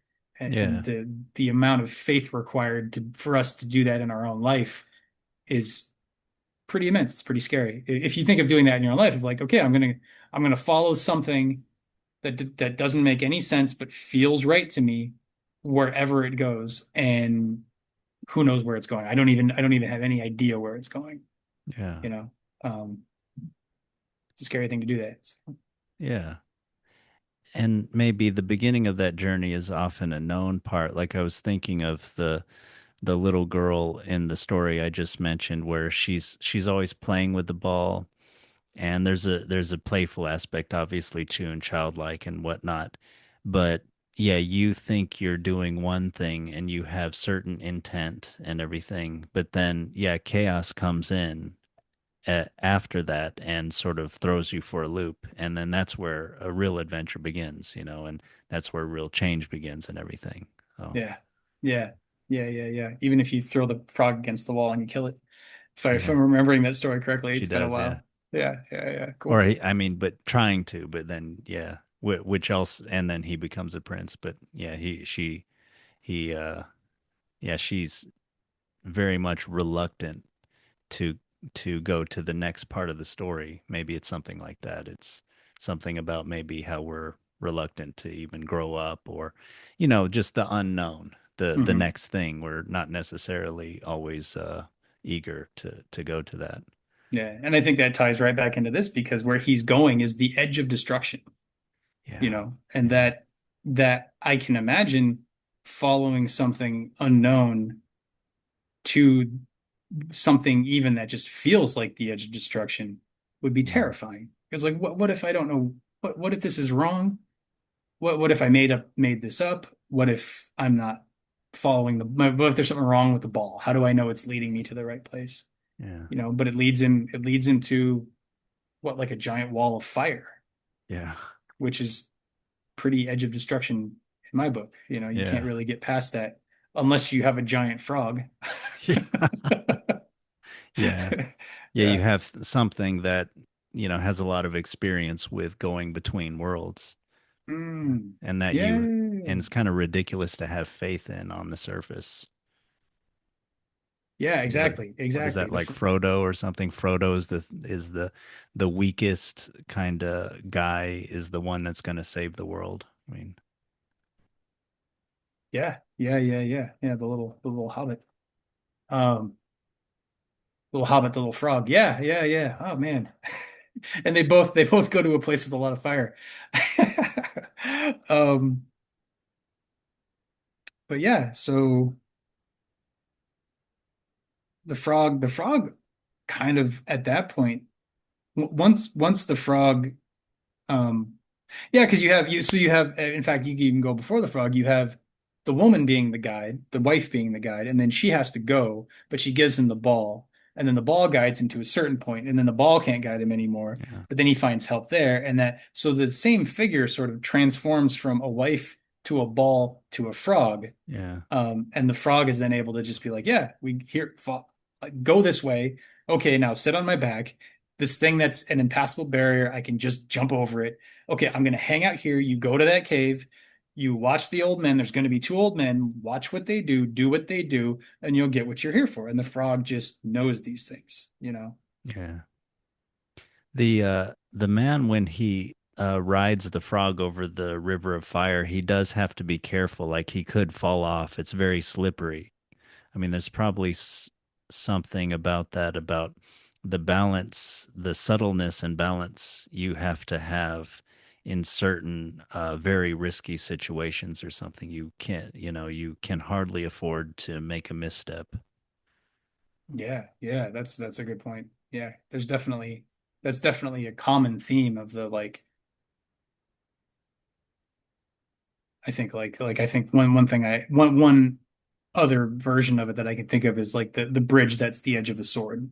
Like you have to walk across it and it cuts you, but you just have to stay, you have to stay quick and sharp to get across without Oh, losing wow. your feet. I think that's a Lancelot story if I remember correctly. Oh, okay. Um, in any case, it's part of the Arthurian stories. But yeah, just that challenge of attention, of not letting your attention um get distracted. Yeah, yeah, Yeah. And that's the thing that sort of gets him over the final barrier into the cave with the two old men, which like I don't know, I have in my head this like very surreal thing with like, because it's these two old men who live on the other side of the wall of fire at the end of the world, at the edge of destruction, and they go into a cave that's completely dark, and they have an invisible servant make them food, and then they leave. And it's very dreamlike. Like it's not very grounded. That's like the most, which makes sense for where we are at in the story, this sort of center or the edge of destruction, the sort of outer edges of the universe. Is There's some very strange things going on there. Yeah. Um, Yeah, it's kind of pointless or something. It's like and they've been doing this for a really long time and yeah, I mean, do they need nourishment? I mean, yeah, is everything just mechanical and dead there or something? There's no love there. I mean, there's yeah, no point. it feels like I want to say like cosmic or something. Like it's just an orbit. Like it just Yeah. happens. It's just sort of that kind of mechanical nature of behavior. Yeah. That sounds right to me. Yeah, not quite dead. It was never alive. It's just this thing that's going. Yeah. Yeah. And into that place, he brings care. He brings, you know, and that's the thing that sort of unsticks the power, the magical power. Um, and it comes with him. And now, for the first time in the story, he's the one with the magic power. And granted, it's his servant, but like he wasn't commanding his wife. He wasn't commanding his mother-in-law. He wasn't commanding the frog. Now he's reached either the edge or the center, whatever you want to call it, in this weird cosmic mechanical place. He's touched something, some power there, and he's been able to, through his care and through his humanity, he's able to bring it back with him. So you have this sort of hero's journey of going to the place and then coming back with the treasure. And his secret power, his superpower is like being nice, Yeah. which is a good Yeah. superpower to have if you have one, you know? Yeah. And Yeah. just in the world of, we with the king and everything, we are in the world of and in the marketplace, we're in the world of politicking or getting along with other people and he's respectful. He knows how to talk to people. He doesn't abuse his power. And so he's the one that gets power hmm ultimately, and the other ones are the ones that lose it or just abusing it for their own sort of lascivious sort of purposes. hmm hmm Yeah. Yeah. And yeah, and even the old men, they're not really abusing the servant, but they're not seeming to care. They're just like, yeah, just do the thing. Bring us the food. Now put it away. Thank you. It's like going to a restaurant and not tipping the wait staff. Yeah. Yeah, It's they're that not kind of abusing him, but they're not appreciating him or something. They're not bringing anything to the table, so to speak. Like they're not, and and our hero is, he's shows a little care, has a brings a little bit of life to it. yeah. I mean, And I think he says, come sit with me, like it's lonely for me to eat alone. So he's not even like, he oh, well, saves you his must be spine. hungry. Like, come in. He's like, Yeah. no, like come on, I'm bored. Like, come hang out with me. Like, come Yeah, have a good he's not time. condescending about it. He's not like lording it over like yeah, he's giving it an excuse to feel like an equal. It's, Yeah. Yeah. Gives it that sort of belonging, that sort of respect, you know. yeah. Yeah. Yeah. Yeah, and that shows the sort of his social intuition or social skills, that he has. And Yeah. Yeah. That's a good point. That's a good point. Being able to just sort of meet someone on that level. Yeah. yeah, and Yeah. there's his growth and everything. Yeah. Although it's great that you said that because he goes back and he like gets on the frog, goes over the fire, goes back to the castle, throws a big party. Mother-in-law is very pleased. And then he starts walking home. So he's still got a little like there's still this little moment of like, okay, I'm doing what I'm supposed to do. And then there's this reveal of like, oh no, you have this magical servant that will do things for you. And you can say, you should have told me sooner, master. I can fly. you've lost your hat. Too bad. By the time you realize you lost your hat, it's been 3,000 miles. Yeah. Just forget your hat. We'll get you another hat. And um, I think that's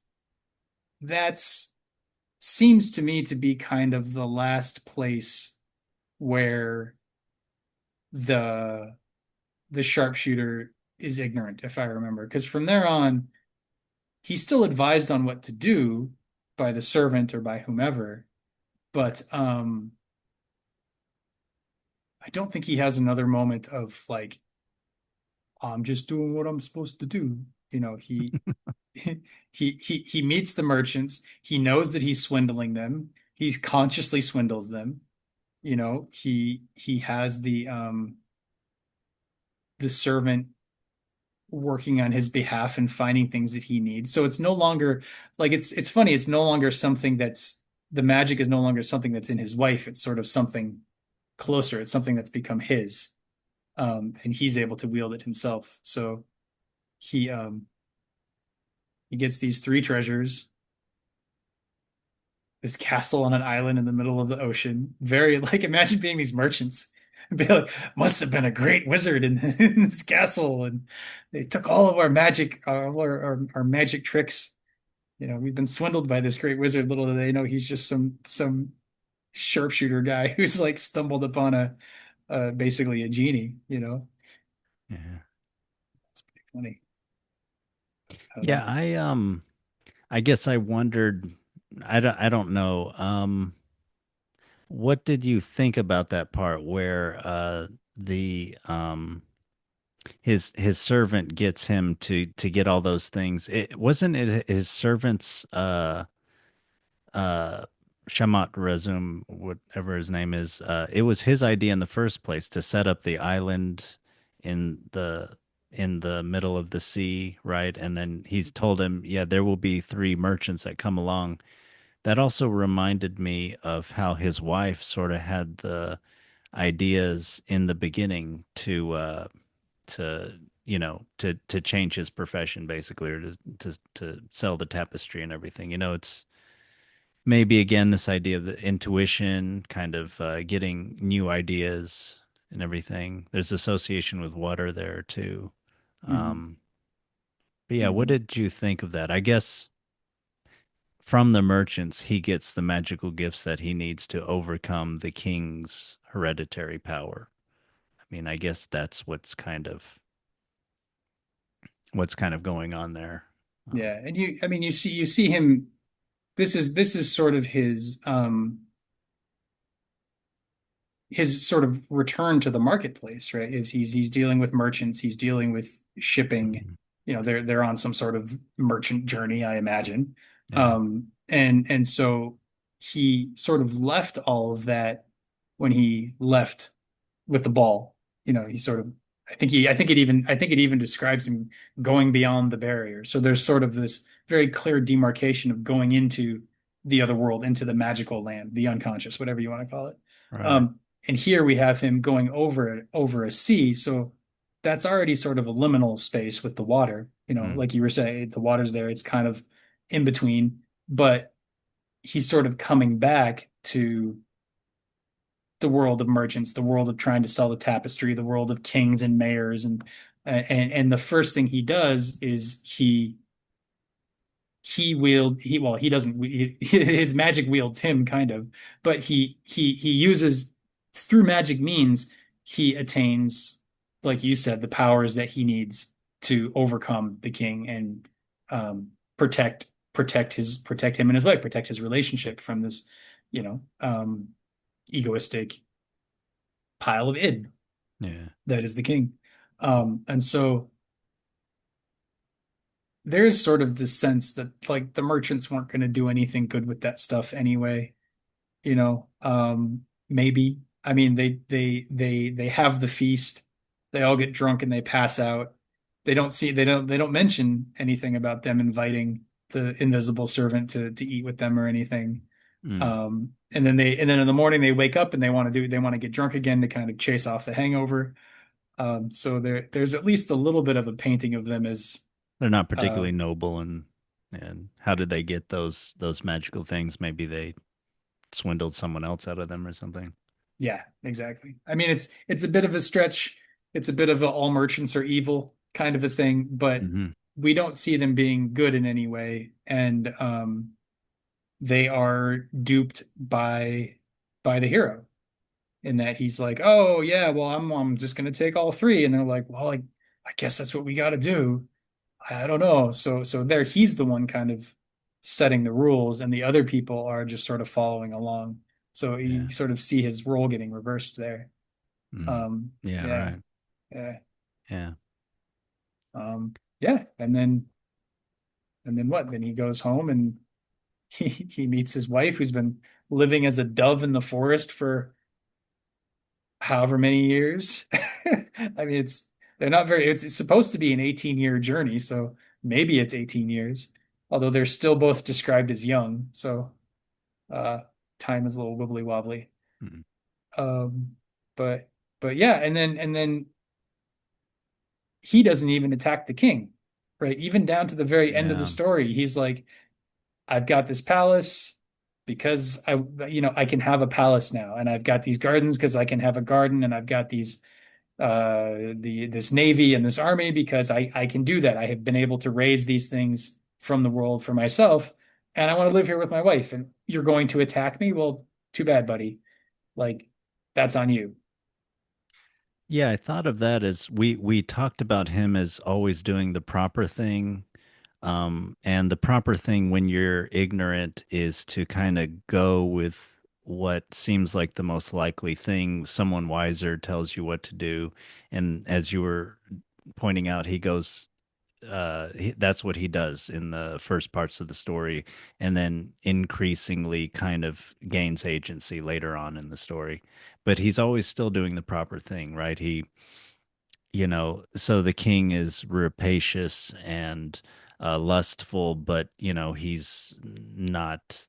I don't know. He not deserving of rebellion or something, maybe. Or anyway, it seems like smarter to politically to let the king be the attacker and then to destroy him rather than to go do that. And then yes, the people have all recognized his legitimacy as a person and as a ruler, Hmm. and his wife's with over their king. So Yeah.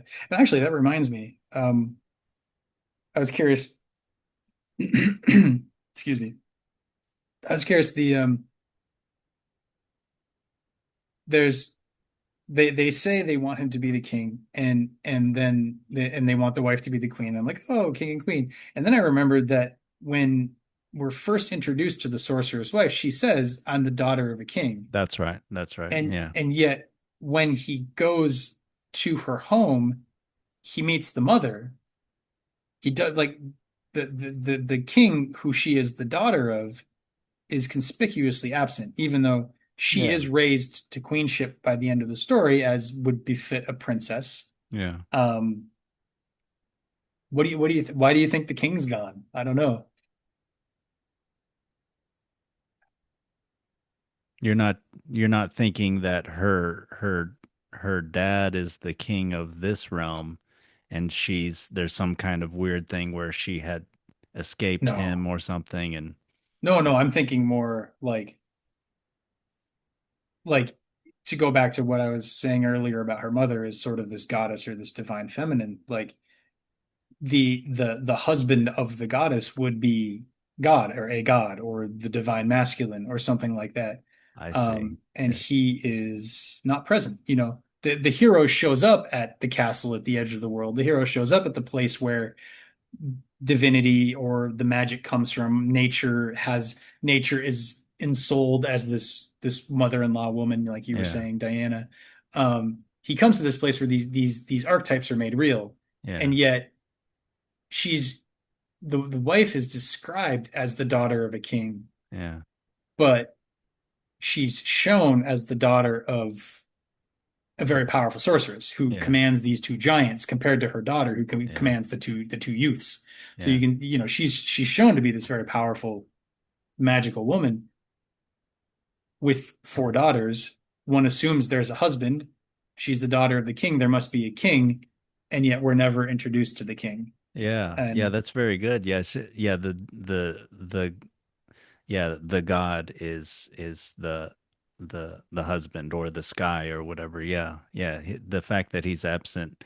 Yeah, I had only thought that that sort of just seemed like he wasn't present, but it's more like he's omnipresent or something. He's a very an all-powerful force. He's a little bit like God and Mary and whatnot.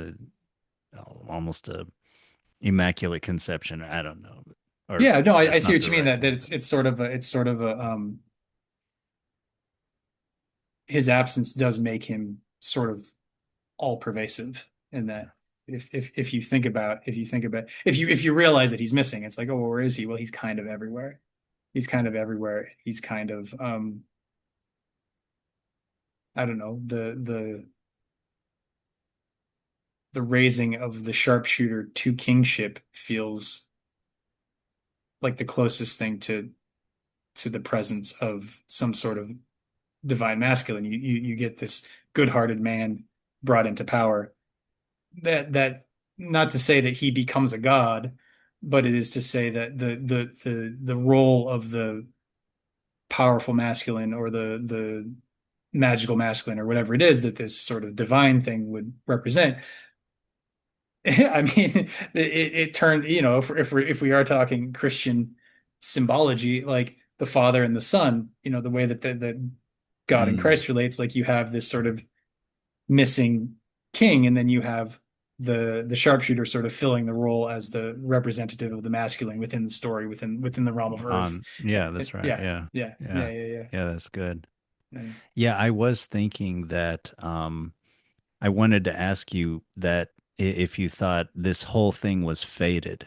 And I wanted to even think of bringing in Mm. other things like the tapestry itself. I thought it's interesting that it's like basically their whole little world on it in all intricate detail. And I can see how that would be, she would know in this beautiful silk gathered from the body of the people. It's this sort of so on the one hand, it could be this beautiful and heartfelt offering of a people to the beloved King, but instead it's this weird mirror. It's this weird distorted mirror image of that because the mayor and then him look on it just lustfully, and it sort of show instead of showing the love of the people for the king and that and the therefore the quality of the king reflecting back in this gift, it brings out his meanness, his lowness of character and his one dimensionality and all that stuff. But I don't know if I'd have encountered that image before. It's got to be in some horror movie somewhere, something of the whole world or your whole little world reflected in this little beautiful, hauntingly beautiful, eerie kind of thing, and Hmm. that can, you could see how that could be like some sort of magical item that brings out the inherent evil in a character or something. Yeah, yeah. It has me think of there's a story by Borges. I can never quite Jorge pronounce his name right. Luis. Yeah, Jorge Luis Mm, Borges. yeah. Where I think he sets it in China, so there's an emperor, but the ruler wants to create a map of his land. Um, and they do, and then he wants it to be bigger because there's not enough detail, and he wants to be bigger because there's not enough detail. And eventually they create a map that is the size of the land, and like the land gets, I forget the end of the story, like the land gets lost, or the narrator is now wondering whether he's wandering through the land or the map, and he's not quite certain. Yeah. And I take that story to mean sort of the conceptual overlay that we put on reality, and how we can get Yeah. lost in that, which is, I mean, it's the Yeah. Matrix. It's the like, Yeah. oh no, this is real. It's just these concepts we have, and we need to see what's really there. Plato's cave, same kind of a Yeah. thing, right? The Yeah. shadows on the wall being the map. Well, Yeah. the woman presents a perfect map in miniature as a tapestry, and it's like a in and of itself, it's a magical feat because you cannot, Mm. as the Borges story shows, you can't really, you would have to create something to map all of the details perfectly, you would have to Yeah. create something that was exactly the same size as the thing you're trying to map. Yeah. But she manages to do it in miniature, and that's inherently a magical act. It's a Right. crystal Yeah. ball. It It's shows you impossible. everything, you know? Yeah. Yeah. Yeah, yeah, yeah. Yeah, that's cool. I hadn't even thought of that. I was just like, oh yeah, she makes a pretty thing. You know, entrepreneurial, like you were saying. Like I sort of had Yeah. that of like, oh, she makes a thing for him, but the symbol of the thing she makes is neat and definitely has that like eerie quality of surreal. And now in my head, I'm seeing it being a tapestry where like the little people are moving around, and it's I like, was thinking that too. Yeah, and or you could think, are they moving or not? And you go insane like trying to figure it out. And yeah, it's like I think it's changing. It's you look out your window and it's like the same thing of the corresponding part on the tapestry, and then now they're looking at you and both of them, and but I'm turning it too much into like a silly horror movie, but I mean, it's pretty creepy. It's a nice image. Like it's well crafted. Um, but yeah, yeah, yeah. I don't know if I have anything else to say on that, but to me I want there's to because it's nice. It's juicy, you yeah, know? I like that image a lot. I want to take that image with me more. And I think that's what the king wants to do. Do you not feel that this is kind of like a consumption of his people? He's trying to, he's lusting after not only one of his subjects, but his beloved subject, who is a beloved servant who is a very, very useful and good person, very, and and he just wants to consume from the guy Mm, hmm. and justify it. Of course, she's a queen. Of course, there's an irony there where he real, but yeah, I thought his consuming with his eyes this image of the kingdom is, and all the little details, all the people in it and everything, is this sort of like showing his rapaciousness as a ruler. Yeah, yeah, and for him to just be like, okay, well, here's $10,000 or That's whatever it right. was. He Uh, takes it. He takes it and he puts it up and he's like, okay, it's mine now. I've Yeah. paid for it. Like there's no, it's consumptive. Yeah. It's objectifying. Yeah, Yeah. Yeah. yeah, yeah, yeah. There's no appreciation of the craftsmanship. Yeah. Yeah. That's right. Yeah. Yeah. I didn't even think about that in terms of consuming. It's not an appreciation. It's not a love. And that seems to be brought uh, more clearly to you in that they never ask a price for it.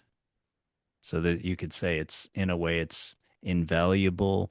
And those who put a price on it, in a way, are always devaluing it, or not valuing it enough. And yeah, you'd almost think, I mean, this is a beautiful, invaluable gift, and they would have to bring something like the merchants later on, where they'd have to bring the most valuable thing to try to give to him. Not like they do give a lot of money for it, but it's only a lot of money to the sharpshooter who doesn't have much money. To them, it's not much. They give nothing. I'm Hmm, sort of hmm. almost thinking of like the Jesus parable about the the old widow who like only gives one coin or something, but she gives more than everybody else because she gives not out of her extra, but from you know she she she doesn't have much, Yeah, but yeah. She they. gives such a percentage of what she has. Yeah, Mm.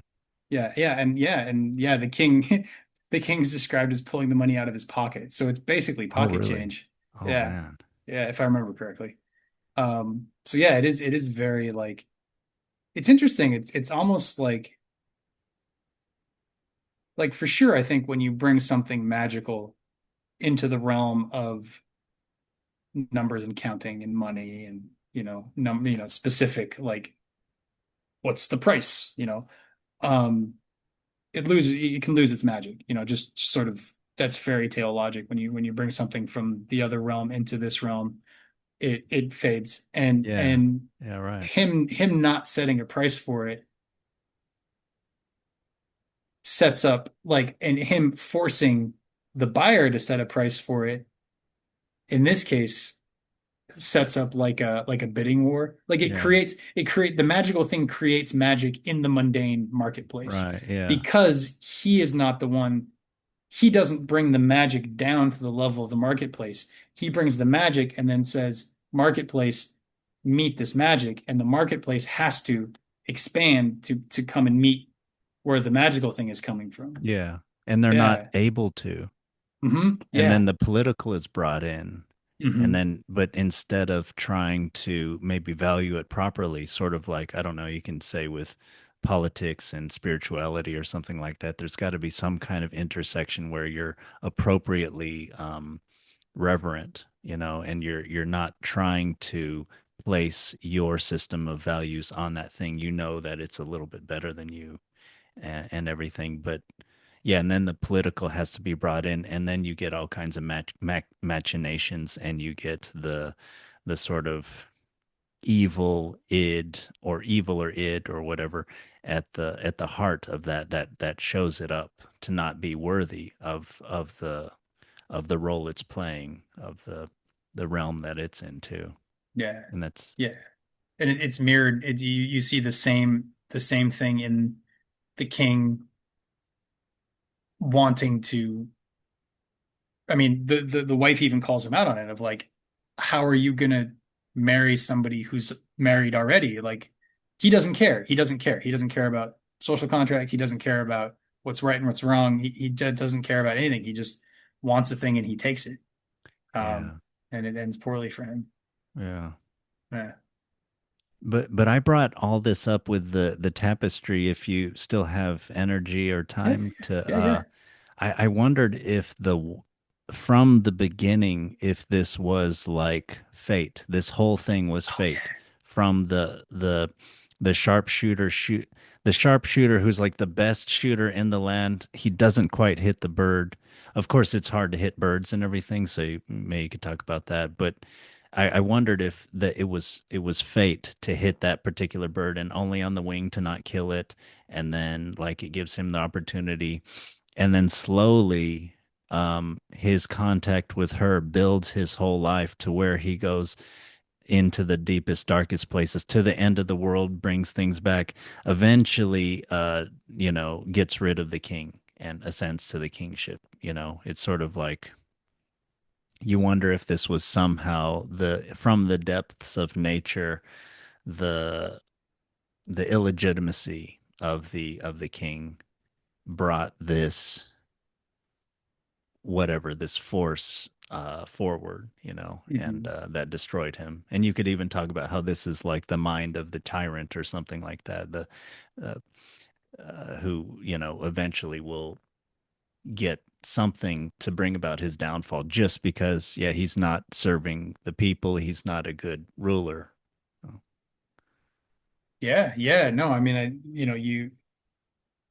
there's a lot of stories where the the Mad King or the Bad King is brought to ruin through fate or other such things. But I had not really thought of it because I was so focused on this being a hero story.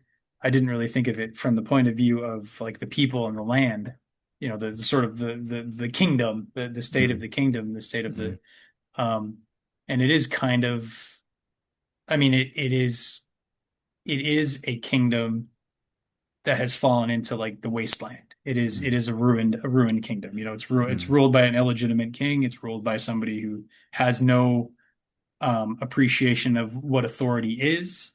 Like we've talked about in all the Robin Hood things, that sort of the illegitimate ruler. mm, Um, mm, and those kind of things do bring about a their own destruction. Eventually, always it always happens.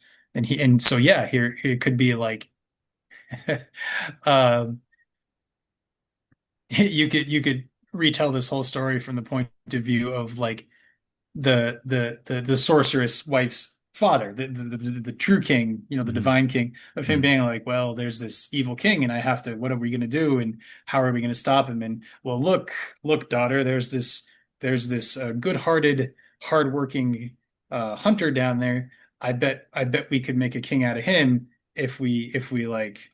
trained him the right way. Do you think you're up for it? And she's like, yeah, sure. He's very handsome. I'm madly in love with him because it's a fairy tale, right? Hmm. That's how that works. And so she goes down with as part of this whole plan to like bring bring the life force back, make the ruler make the ruler of the land noble again, truly noble, Mm. and reinvigorate the kingdom in that sense. So it's no longer the wasteland. It comes back to life and it's whole again, which Yeah. is the same story that I was talking about if you look at it from a psychological perspective of when our own lives are ruled by these Yeah. rapacious, uncaring parts, these egoic, narcissistic parts, um, our lives fall into a wasteland. And Yeah.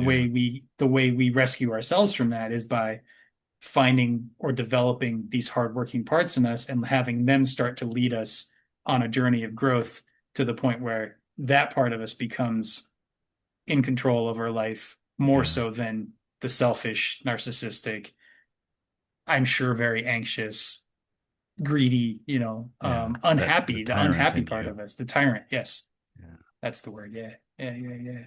Yeah, the bad, unhappy, but still wanting to control everything, not understanding anything, and no reason to it, but yeah, just for control. Yeah. Yeah. And I like that the sharpshooter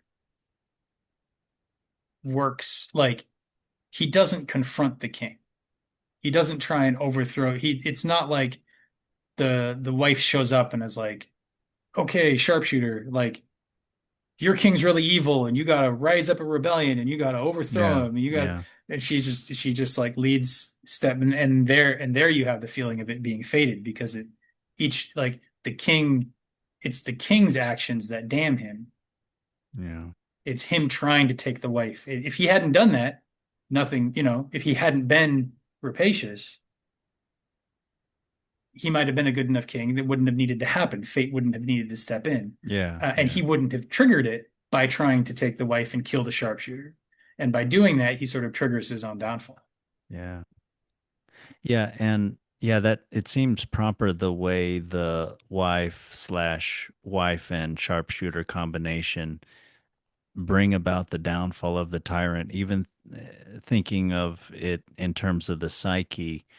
Yeah, if you just have too much inner conflict that's sort of like destabilizing the whole thing, it's good to sort of work on your practices, your meditation, prayer, kindness, uh, work on your aim and your skill with you know and it's very important that he is a sharpshooter, right? It is a part that sees clearly, can aim, and can fulfill the mission, can fulfill the little tasks every day. Go out there every day, meditate or whatever it is, and Hmm. start and and you're seeing clearly, and that part will slowly start to through just innumerable and hard to say beforehand what kinds of Byzantine paths you will take for many years,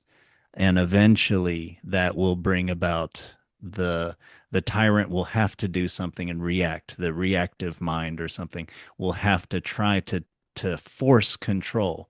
But the problem is it's not strong anymore, and it will, and then it gives in, and then, I don't know, you have growth or you have insight or you have awakening from that or something like that. But yeah, the thing is not to try to force it and like try to grit your teeth and just power through and act how you're supposed to act or something like that, but to have it be more of a natural kind of, and that brings me more, yeah, the fate, the idea of this story is always about the natural and through a little bit softer and always clever way and at the proper time doing the right things to Hmm. eventually, yeah, lead to the proper rulership.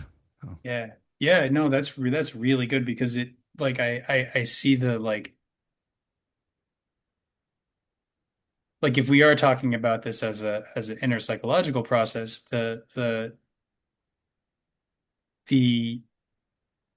if you confront the parts of yourself that are problematic, that are narcissistic, that are angry, that are rapacious, that are if you fight them, um, they grow stronger. Usually, that's usually if you try and like overpower them, eventually your willpower will fade and they will overtake you. I mean, we've talked about the cake in the Yeah. refrigerator a number of Yeah. times, you know. Yeah.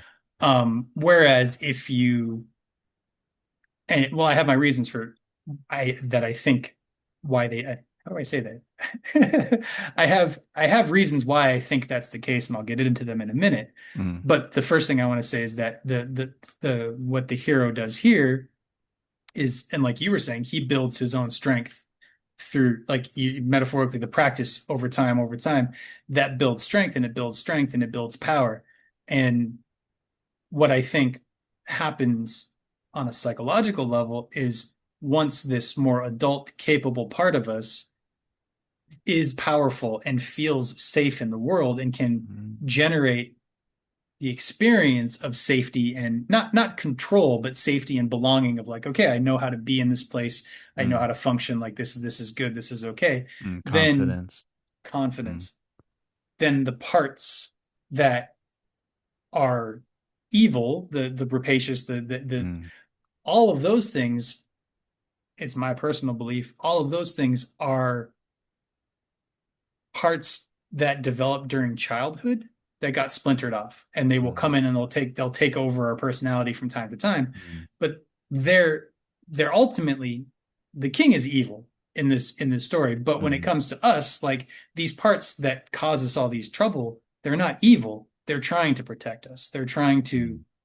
keep us safe. They just don't know how to do it. They're Mm. not they're acting in an adult world from a childlike perspective, Mm. and they don't understand what's actually going on. So building up that adult perspective to the point where it's powerful enough that it can go to the child part and say, "Hey, you don't need to do this anymore.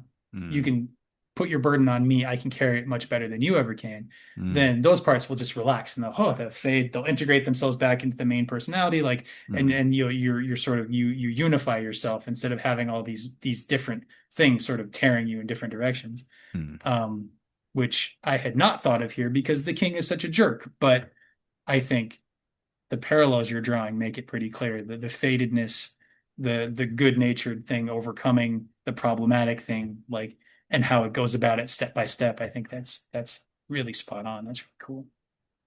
Yeah, I liked yeah, the he basically goes almost everywhere in the world. You know, it's like you explore every sort of thing. You have all sort of different experiences. Maybe you talk with all sorts of different people, have experience of different forces. Yeah. You had mentioned that the king he has like no contact with his kingdom except through his sort of dumb mare except and that but there's two times when he does have contact with others and Mhm. that's when he goes off to the seashore, so I imagine him living in a sort of hit mountain area or something. Anyway, he's in a high place, right? Because he's in the castle, looking Mhm. down on his people and everything, and they're bringing up the gift to him and the tapestry, and the mayor is bringing up information to him, and he's kind of scheming. And then yeah, so he goes down to the seashore to see off this ill-fated voyage that he thinks going to solve all his problems and get rid of a bunch of people that he doesn't want in his kingdom anyway. And maybe those are sort of detritus of like previous wars or something, or like you know, veterans or useful people that have like become useless through maybe having no purpose or something like that. Yeah. PTSD if they're Yeah. veterans. Yeah. Yeah.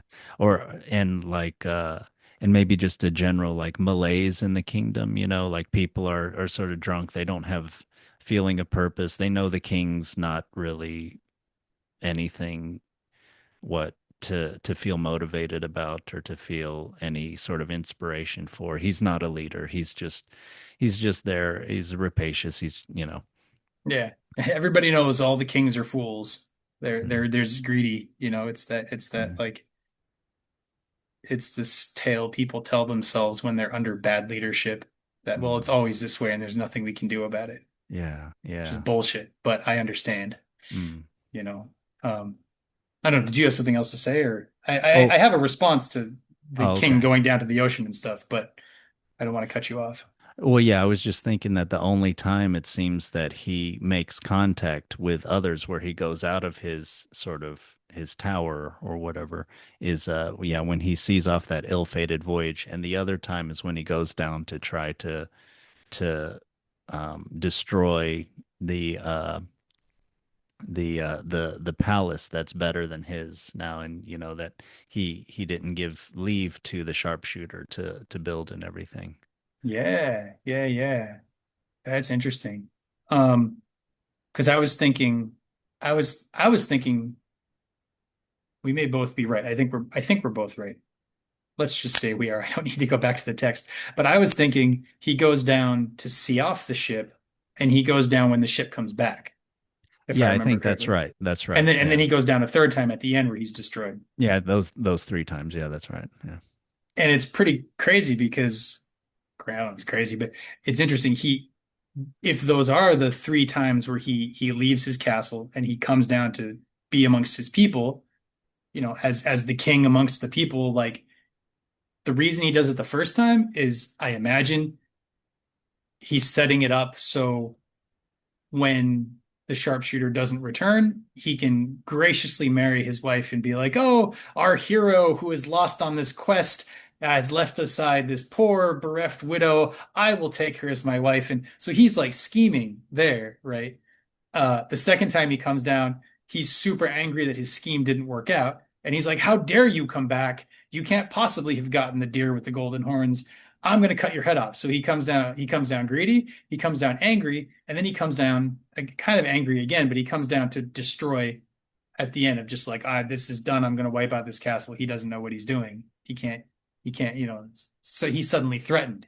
He's Yeah. not, the first time he comes down angry, he's not threatened. Second time he comes down angry, he is threatened. And every single time it's just for himself. Yeah. Yeah, that seems like the opposite of what I'd read about, I believe, I hope I'm not getting the country wrong, but I believe it was Denmark. It was one of the small northern European countries that was conquered by the Nazis. Mm. And they had a king, Christian the 10th, something like that. And he would, during the occupation, he would go down by himself on his horse and like ride amongst the people, kind of greeting them and kind of talking with them, sort of keeping up their spirits, during this dark time. It's sort of the opposite of what this king does. He only goes down for his own selfish reasons to cause violence to get what he wants. Yeah. Otherwise, he has no use for these peasants. Yeah. No, otherwise he sends his mayor to go do whatever he wants done and doesn't seem to be bothered. I think we only ever see him like feasting in his tower or whatever Yeah, when he's up there. Yeah. Yeah. Screw that guy. yeah, yeah.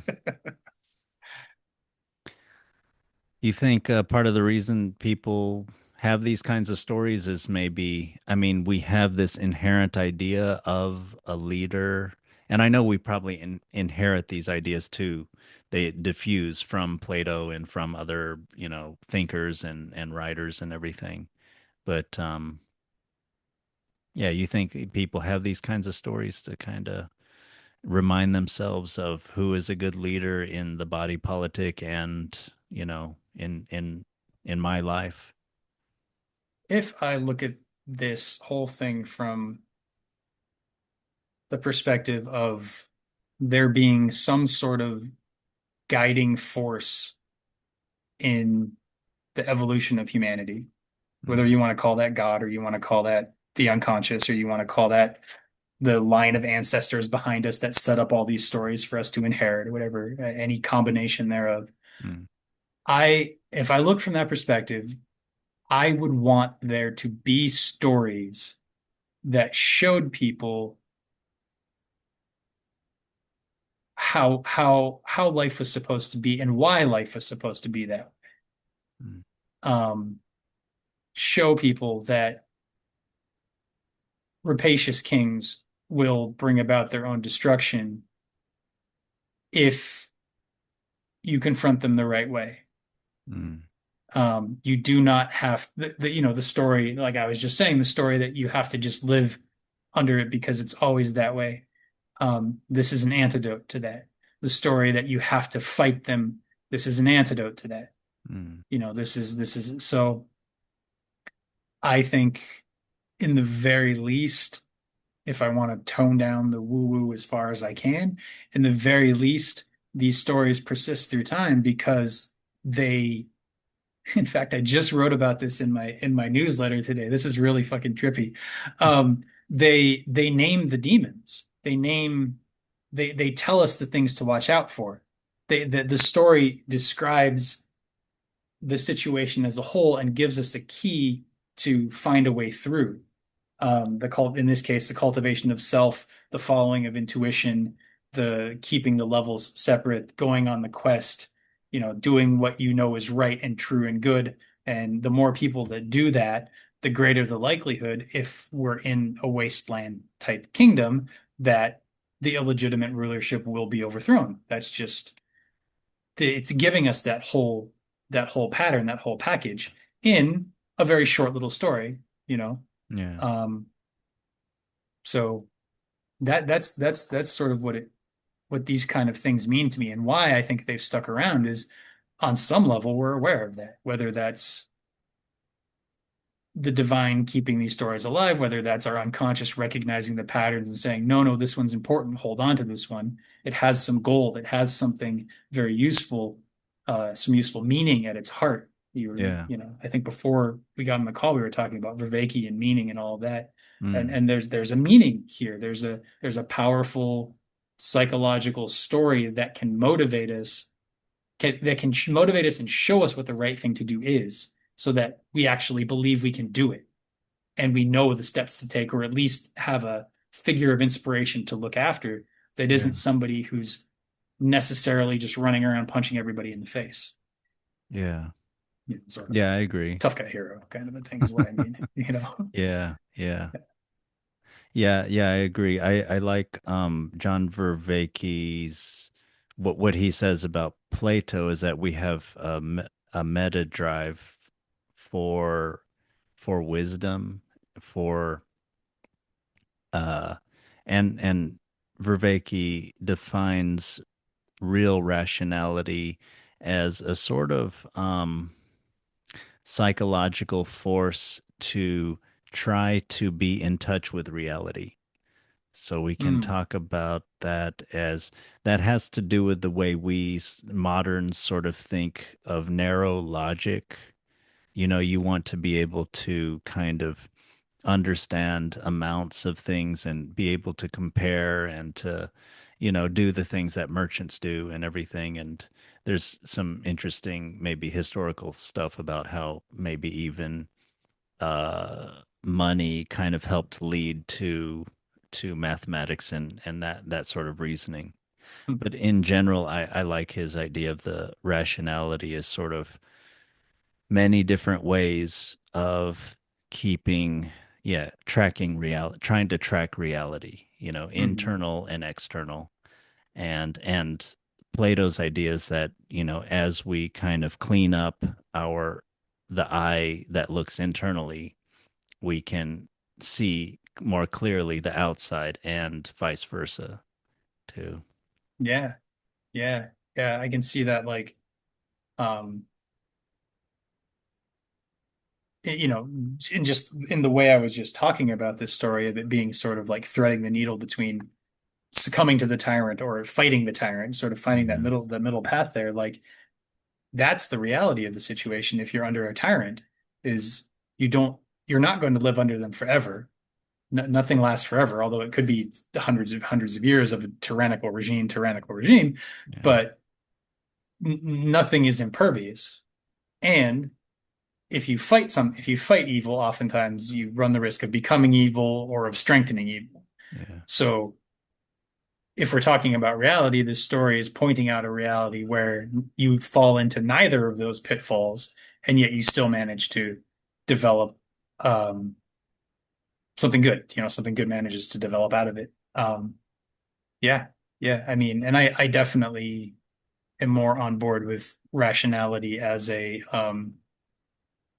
we need some word to mean true seeing. We need some Yeah, word to mean yeah, that. And it shouldn't mean, well, okay, I thought this plus this equals this, so yeah. rationally it must be correct. Like you're not in Exactly. touch Yeah, with anything at that point. You're just looking yeah, at numbers in your head. You're shadows on the wall. Very, very, very yeah. shadows on the wall, you know.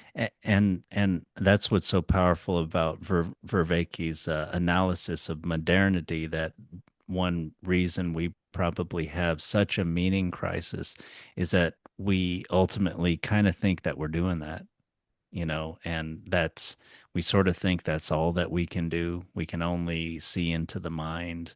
We're I think, therefore I am, and that's all that I am.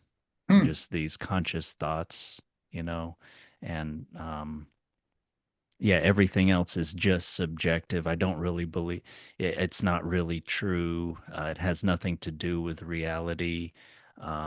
Yeah, so, and then there's nihilism, and uh, I might as well just be hedonistic or, amoral. I mean, there's literally people who have killed, who have said that it's, because there's no overall meaning, there's no God, there's nothing. So, I I'm a really smart person, and this other person was a doofus, and they mean they have no value, and so I might as well just kill them and kind of show my superiority. There's like a killing that happened in the Hmm. early 20th century about that something. Fair But enough. I mean, it sounds very Dostoevsky, but I think what you're yeah, looking at yeah, right there is what happens when we fall prey to the inner tyrannical ruler. Nihilism, can't do anything about it. This is just the way things are. Um, I mean, killing people is just doing it's letting that thing enact its will on the world because nothing matters. I can do whatever I want. There's no. I mean, it's more complicated than because people aren't saying I can do whatever I want. Because if people actually could do what they want, they would find meaning. People want meaning. The fact that they can't find meaning, that it's called nihilism. If you're depressed by that fact, one, you don't understand nihilism correctly. But two, like it means you have a longing for meaning. It means that if you thought you could find meaning, you would find it. But no, there's no meaning, so now I'm just going to go do whatever I want to. Um, but that leads to poor results. And so if you're a scientist and you get poor results, it means you're doing a bad experiment. I mean, if you want a world where everybody's at everybody else's throat and nobody cares and there's no meaning, then but there is meaning and there's a longing for meaning. So where do we hang that? Traditionally we've hooked it into God, or we've hooked it into, I don't know, ritual, or whatever it is. We've hooked it into something, and those hooks don't work anymore. It's another thing I was writing about in my newsletter. I think I published this one, but the kind knife, everybody, on Substack. Um, about it feeling like a cargo cult. You know, are you familiar with the term cargo cult? no, I think it was during World War II in the Pacific, I think, but it was definitely during a war, and there was like a there was a base, there was an army base on an island with very primitive, well, I don't want to say very primitive, but with very, very mythic, ritualized lifestyle native folk, and they would see. I don't know the history of this, so this is more a cultural meme or a fairy tale. I'd I have to think I actually have do heard some of this. research. But like they would see the people calling on the radio and having the supplies get dropped in. And so they started building their own radios out of like shells and bamboo, Yeah, and they would call the ancestors, and they would ask the ancestors to bring them a supply drop. yeah. Um and I think there's a lot more to there's a lot more correctness to that view of the world than I think we give credit for in the West. These people are held up as ignorant and just sort of aping the trappings of civilization, which is what I'm pulling from as the metaphor from the story of like I feel like that's what like we did that in regards to the divine and meaning for so long. We sort of Hmm. just acted out the behaviors. We didn't try and understand the thing the behaviors were pointing to. We didn't try and keep that sacred alive and fed. in our society. We thought we went from being able to do it at some point to thinking it kind of doesn't matter. We don't really have to take care of it, and we're good enough with all this science stuff. And Mm, yeah, we'll still go to church and whatever. And over time, the we stopped feeding the sacred with our attention.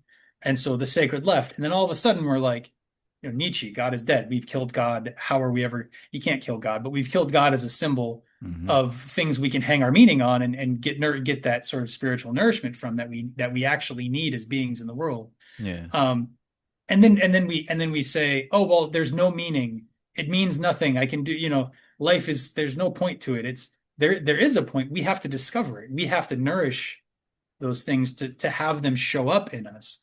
Mm, Otherwise, they stay in the unconscious and they fade and they die. That's the purpose mm, that I see of religion. That's the purpose I see of God, of all this stuff is it was a culturally shared means of generating meaning mm, and feeding people on that level that they need to be fed. mm, And because we stopped taking care of the structure that provided that, we now think that it's impossible because we can't generate it ourselves with our own numbers. But it doesn't come from that part. It comes, we're mm, talking Ian McGilchrist, left brain, right brain. It doesn't come from the left brain. But because we can only do left brain, we mm. think that what the right brain is possible of doesn't exist. Yeah. That's what nihilism is often taken to mean. I think, and I sort of hinted at this earlier, I'll be real brief as I have been talking for a bit, but I think I do want to just say that I think if you take nihilism 100% of the way, it can be very freeing and not in a destructive way. It can be very life affirming Mm, because if there is no inherent meaning to anything, then you have nothing constraining you. And that doesn't have to lead to immoral acts. If mm, you genuinely don't feel constrained, if you're not acting out of, oh, this world is a dark place and it is, there is no hope, and therefore I will kill a man because I can just kill a man and that's what I'm going to do. Like, if you're paying any kind of attention, you're not happy. That's not what you want to be doing. You're acting under the the the assumption that there is supposed to be meaning and mhm, you are deprived of it. mhm, And therefore you have a right to act out. You're a victim of something. mm, You're the one that's hanging on to there being meaning in that mhm, particular scenario. If you mm, truly believed there was no meaning at all, you wouldn't need to kill somebody because you wouldn't need to prove that there was supposed to be meaning. And if there was meaning, then I wouldn't be killing this person. So because you've taken meaning from me, I can kill them. And so mhm, I'm going to go do that. You haven't gone all the way into the nihilism yet. If you mhm, can really genuinely understand that, like, there is nothing, there is meaning, and we can generate meaning, and we can feed the sacred, like I was talking about earlier. Um, we can generate that ourselves, and it is nourishing for us, and it creates a healthy society, and it brings a lot of benefit, brings a lot of creativity. Think of like the Gothic churches, like it creates something beautiful. It's where beauty comes into the world through us, and that's a great thing. There's no set structure that guarantees that meaning. That's what real nihilism is to me. There's no there's no formula. You have to go and discover it yourself. You have to create it yourself. You have to generate it with your own love and your attention and your intention and your work. And as you do that, you are nourished and you create nourishment in the world and you feed other people and everything can kind of grow. And if it's beautiful, and that's where meaning comes from. mm, But if you expect meaning to just be handed down to you in a book and you read it and you're like, okay, now I've got the meaning, you're in the marketplace. The magic dies. It's not there. And because we only know that marketplace, we don't know how to generate our own magic. We don't know how to feed ourselves. And then we complain that we can't do the thing. We complain that it doesn't exist. And that's what we mistake as nihilism. So you're saying sort of, yeah, individually you can embrace no inherent meaning in things and then sort of make the meaning and in sort of, I mean, would you say in, yeah, religious ceremony and or creative acts and things.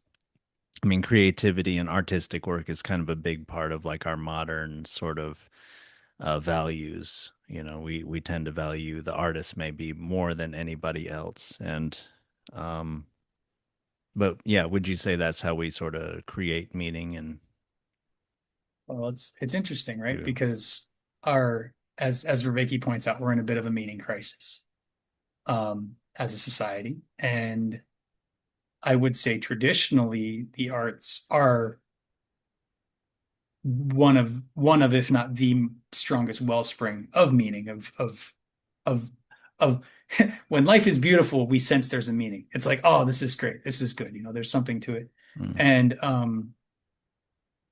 but like I said, it comes from intention. So like where do we utilize the arts these days? Like I don't see any. I see a lot of new architecture that's ugly as hell. There's not a lot of art there. Um, Most of the beauty that we see, the creativity that is utilized in the market is telling movies, you know, mm, and to the degree that the director, the screenwriter is trying to tell a story that has meaning for the audience. There is that artistic, but as a culture, so much of that is like, well, we got to make a bunch of money, and I got to be a part of a machine that's making a bunch of money, so I get my needs taken care of. That's not an intention to feed a higher meaning. That's not an intention to create something sacred or good or true or beautiful. It's just to get your needs met. And so you're still operating on that marketplace level. You haven't aimed for something higher. The other thing you see a lot nowadays is especially in like art schools. I've been sort of around a lot of art schools in my life for various seasons of my life. Like a lot of it is very heavily conceptual. So like I mm. went to this Yeah, art opening and there was a the head of a bed, like a metal bed frame, just the yeah. head of it, um, on its side, wrapped in some sort of a chintzy polyester silk replacement with Mm, these like little gold patterns, and then mm, like wrapped in like a ribbon, like a bow or something. And it was just sitting there. And like I'm sure if I read the artist's statement of what it was supposed to mean, maybe I'd get something from it, but it's so head-based. It's so just trying to make a point or critique society or like, and all of that is usually like a mix of, well, I'm trying to do something good and like I want people to see how smart I am, which again, yeah, I want yeah, people to see how smart I am is the marketplace level. You're just trying to one up somebody. You're not trying to give your life over to a higher power. You're not trying to convince the higher power to come and enliven us. We're not petitioning the sacred or the divine or the good and the true and the beautiful. We're not trying to cultivate those things out of our reality. We don't mm, think we can. So therefore, the best we can do is try and survive. And you do have to survive. Like I'm not going to say I have my problems with money. I have my problems with income and all of that. But if you don't, if that's all you focus on, then you fall into the wrong kind of nihilism. You blame the world for being meaningless. You blame the world because you feel empty. Um, and the reason you feel empty is because, at least nowadays, the world that we're all born into does not teach us how to generate this meaning. It doesn't yeah, show us how to find the sacred. And so we don't even realize it's possible. I mean, obviously it's there. It must be there because I'm talking about it. I must have got these ideas from somewhere. So I don't want to say we're completely bereft. I think there's a lot of good stuff under our culture. These rivers, these healthy rivers of meaning and truth. yeah, But our culture as a whole does not seem oriented in that direction. And yeah. therefore Not at all all. our culture is going the way of the rapacious king. Eventually, to the degree that we to the parts of the culture that do not connect to that life-giving force, they will fade over time. And if we can connect to some life-giving force and we can uh, do so in a way that is not resigning ourselves to the rule of the tyrant and is not fighting the tyrant because both of those are still on that lower level. But Mm, if we can grow something better to make the tyrant obsolete, mm.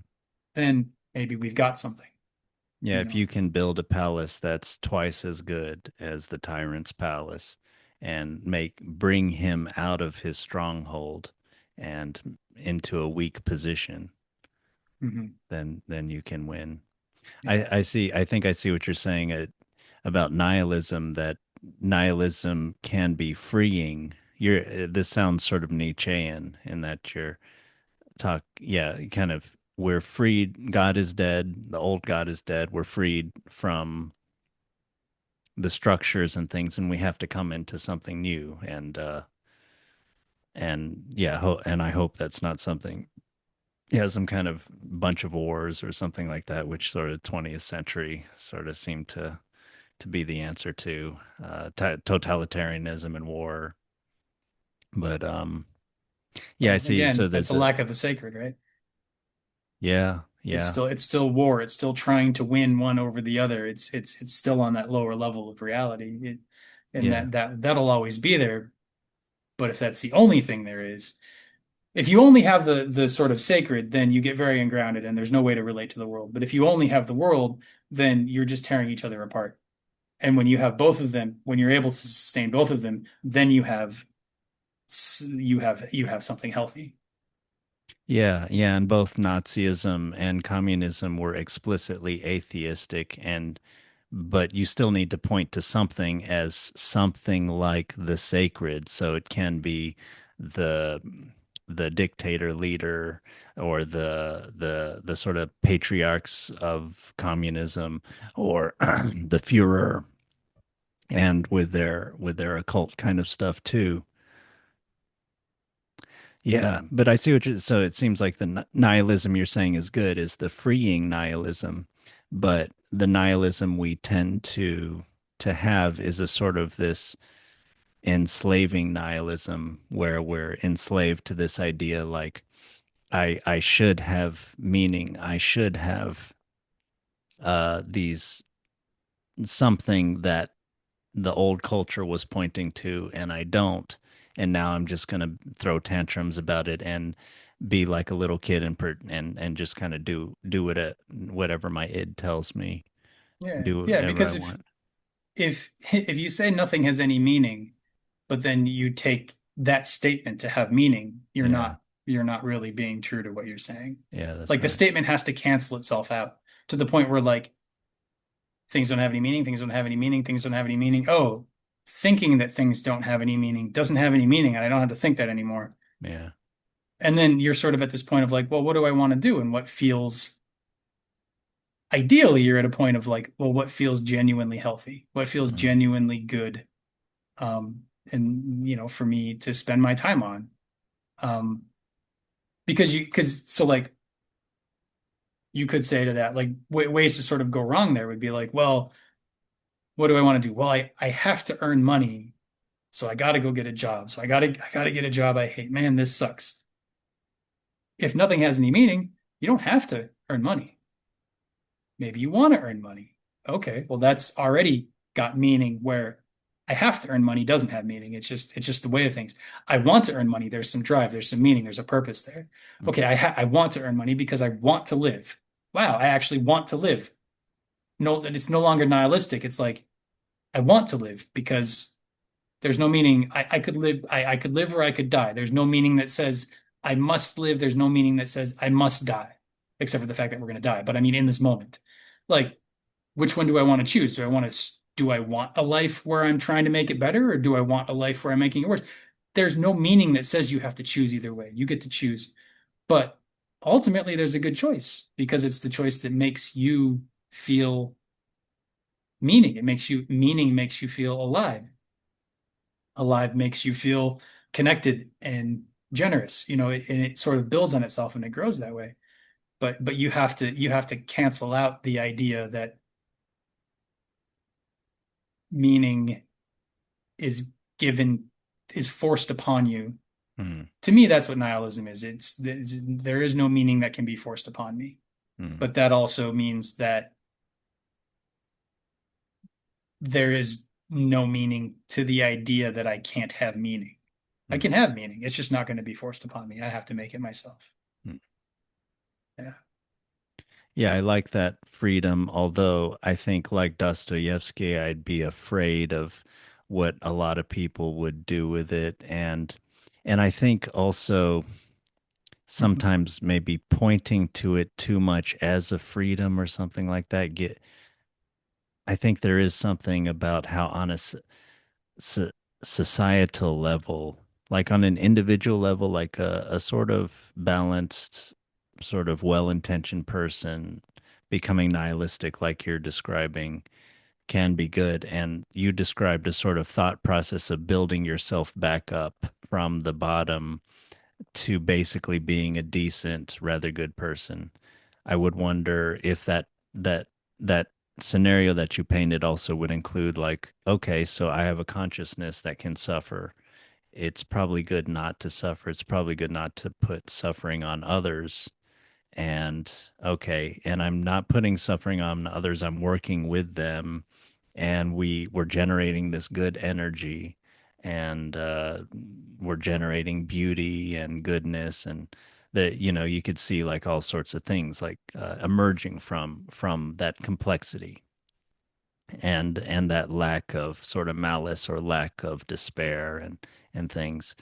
But I would also wonder for many people that maybe aren't willing to sort of go through that self-building kind of process, if it might, they might need to receive some sort of, you know, yeah, tradition or whatever. And but then again, I guess we're talking about maybe sort of individuals helping to, and this is what Vervaeke's trying to do, maybe revive the good stuff from the past and then seeing what stuff we can grow forward into the future and sort of just, yeah. And I think maybe a little bit with this podcast, we're kind of trying to bring forth from the past the good things, keep alive that tradition, be a carrier, be a bearer, and then also bear forth new things maybe eventually, and sort of bring goodness into the world and meaning and everything. Yeah, for sure. I think of it, at least for me, this goes back to the Gurdjieff tradition, but I think of it as like, for most people in the world, they don't really care one way or the other. They'll just sort of go. I don't know if this comes from the Gurdjieff tradition. I Mm, don't want to put this on that, but mm, most people will kind of go one way or the other. So if society as a whole is leaning towards one way, they kind of go that way, and if mm, there's enough force going the other way, they'll kind of go the other way. mm. Um, which is not even a bad thing, and I think to a certain degree we all do that.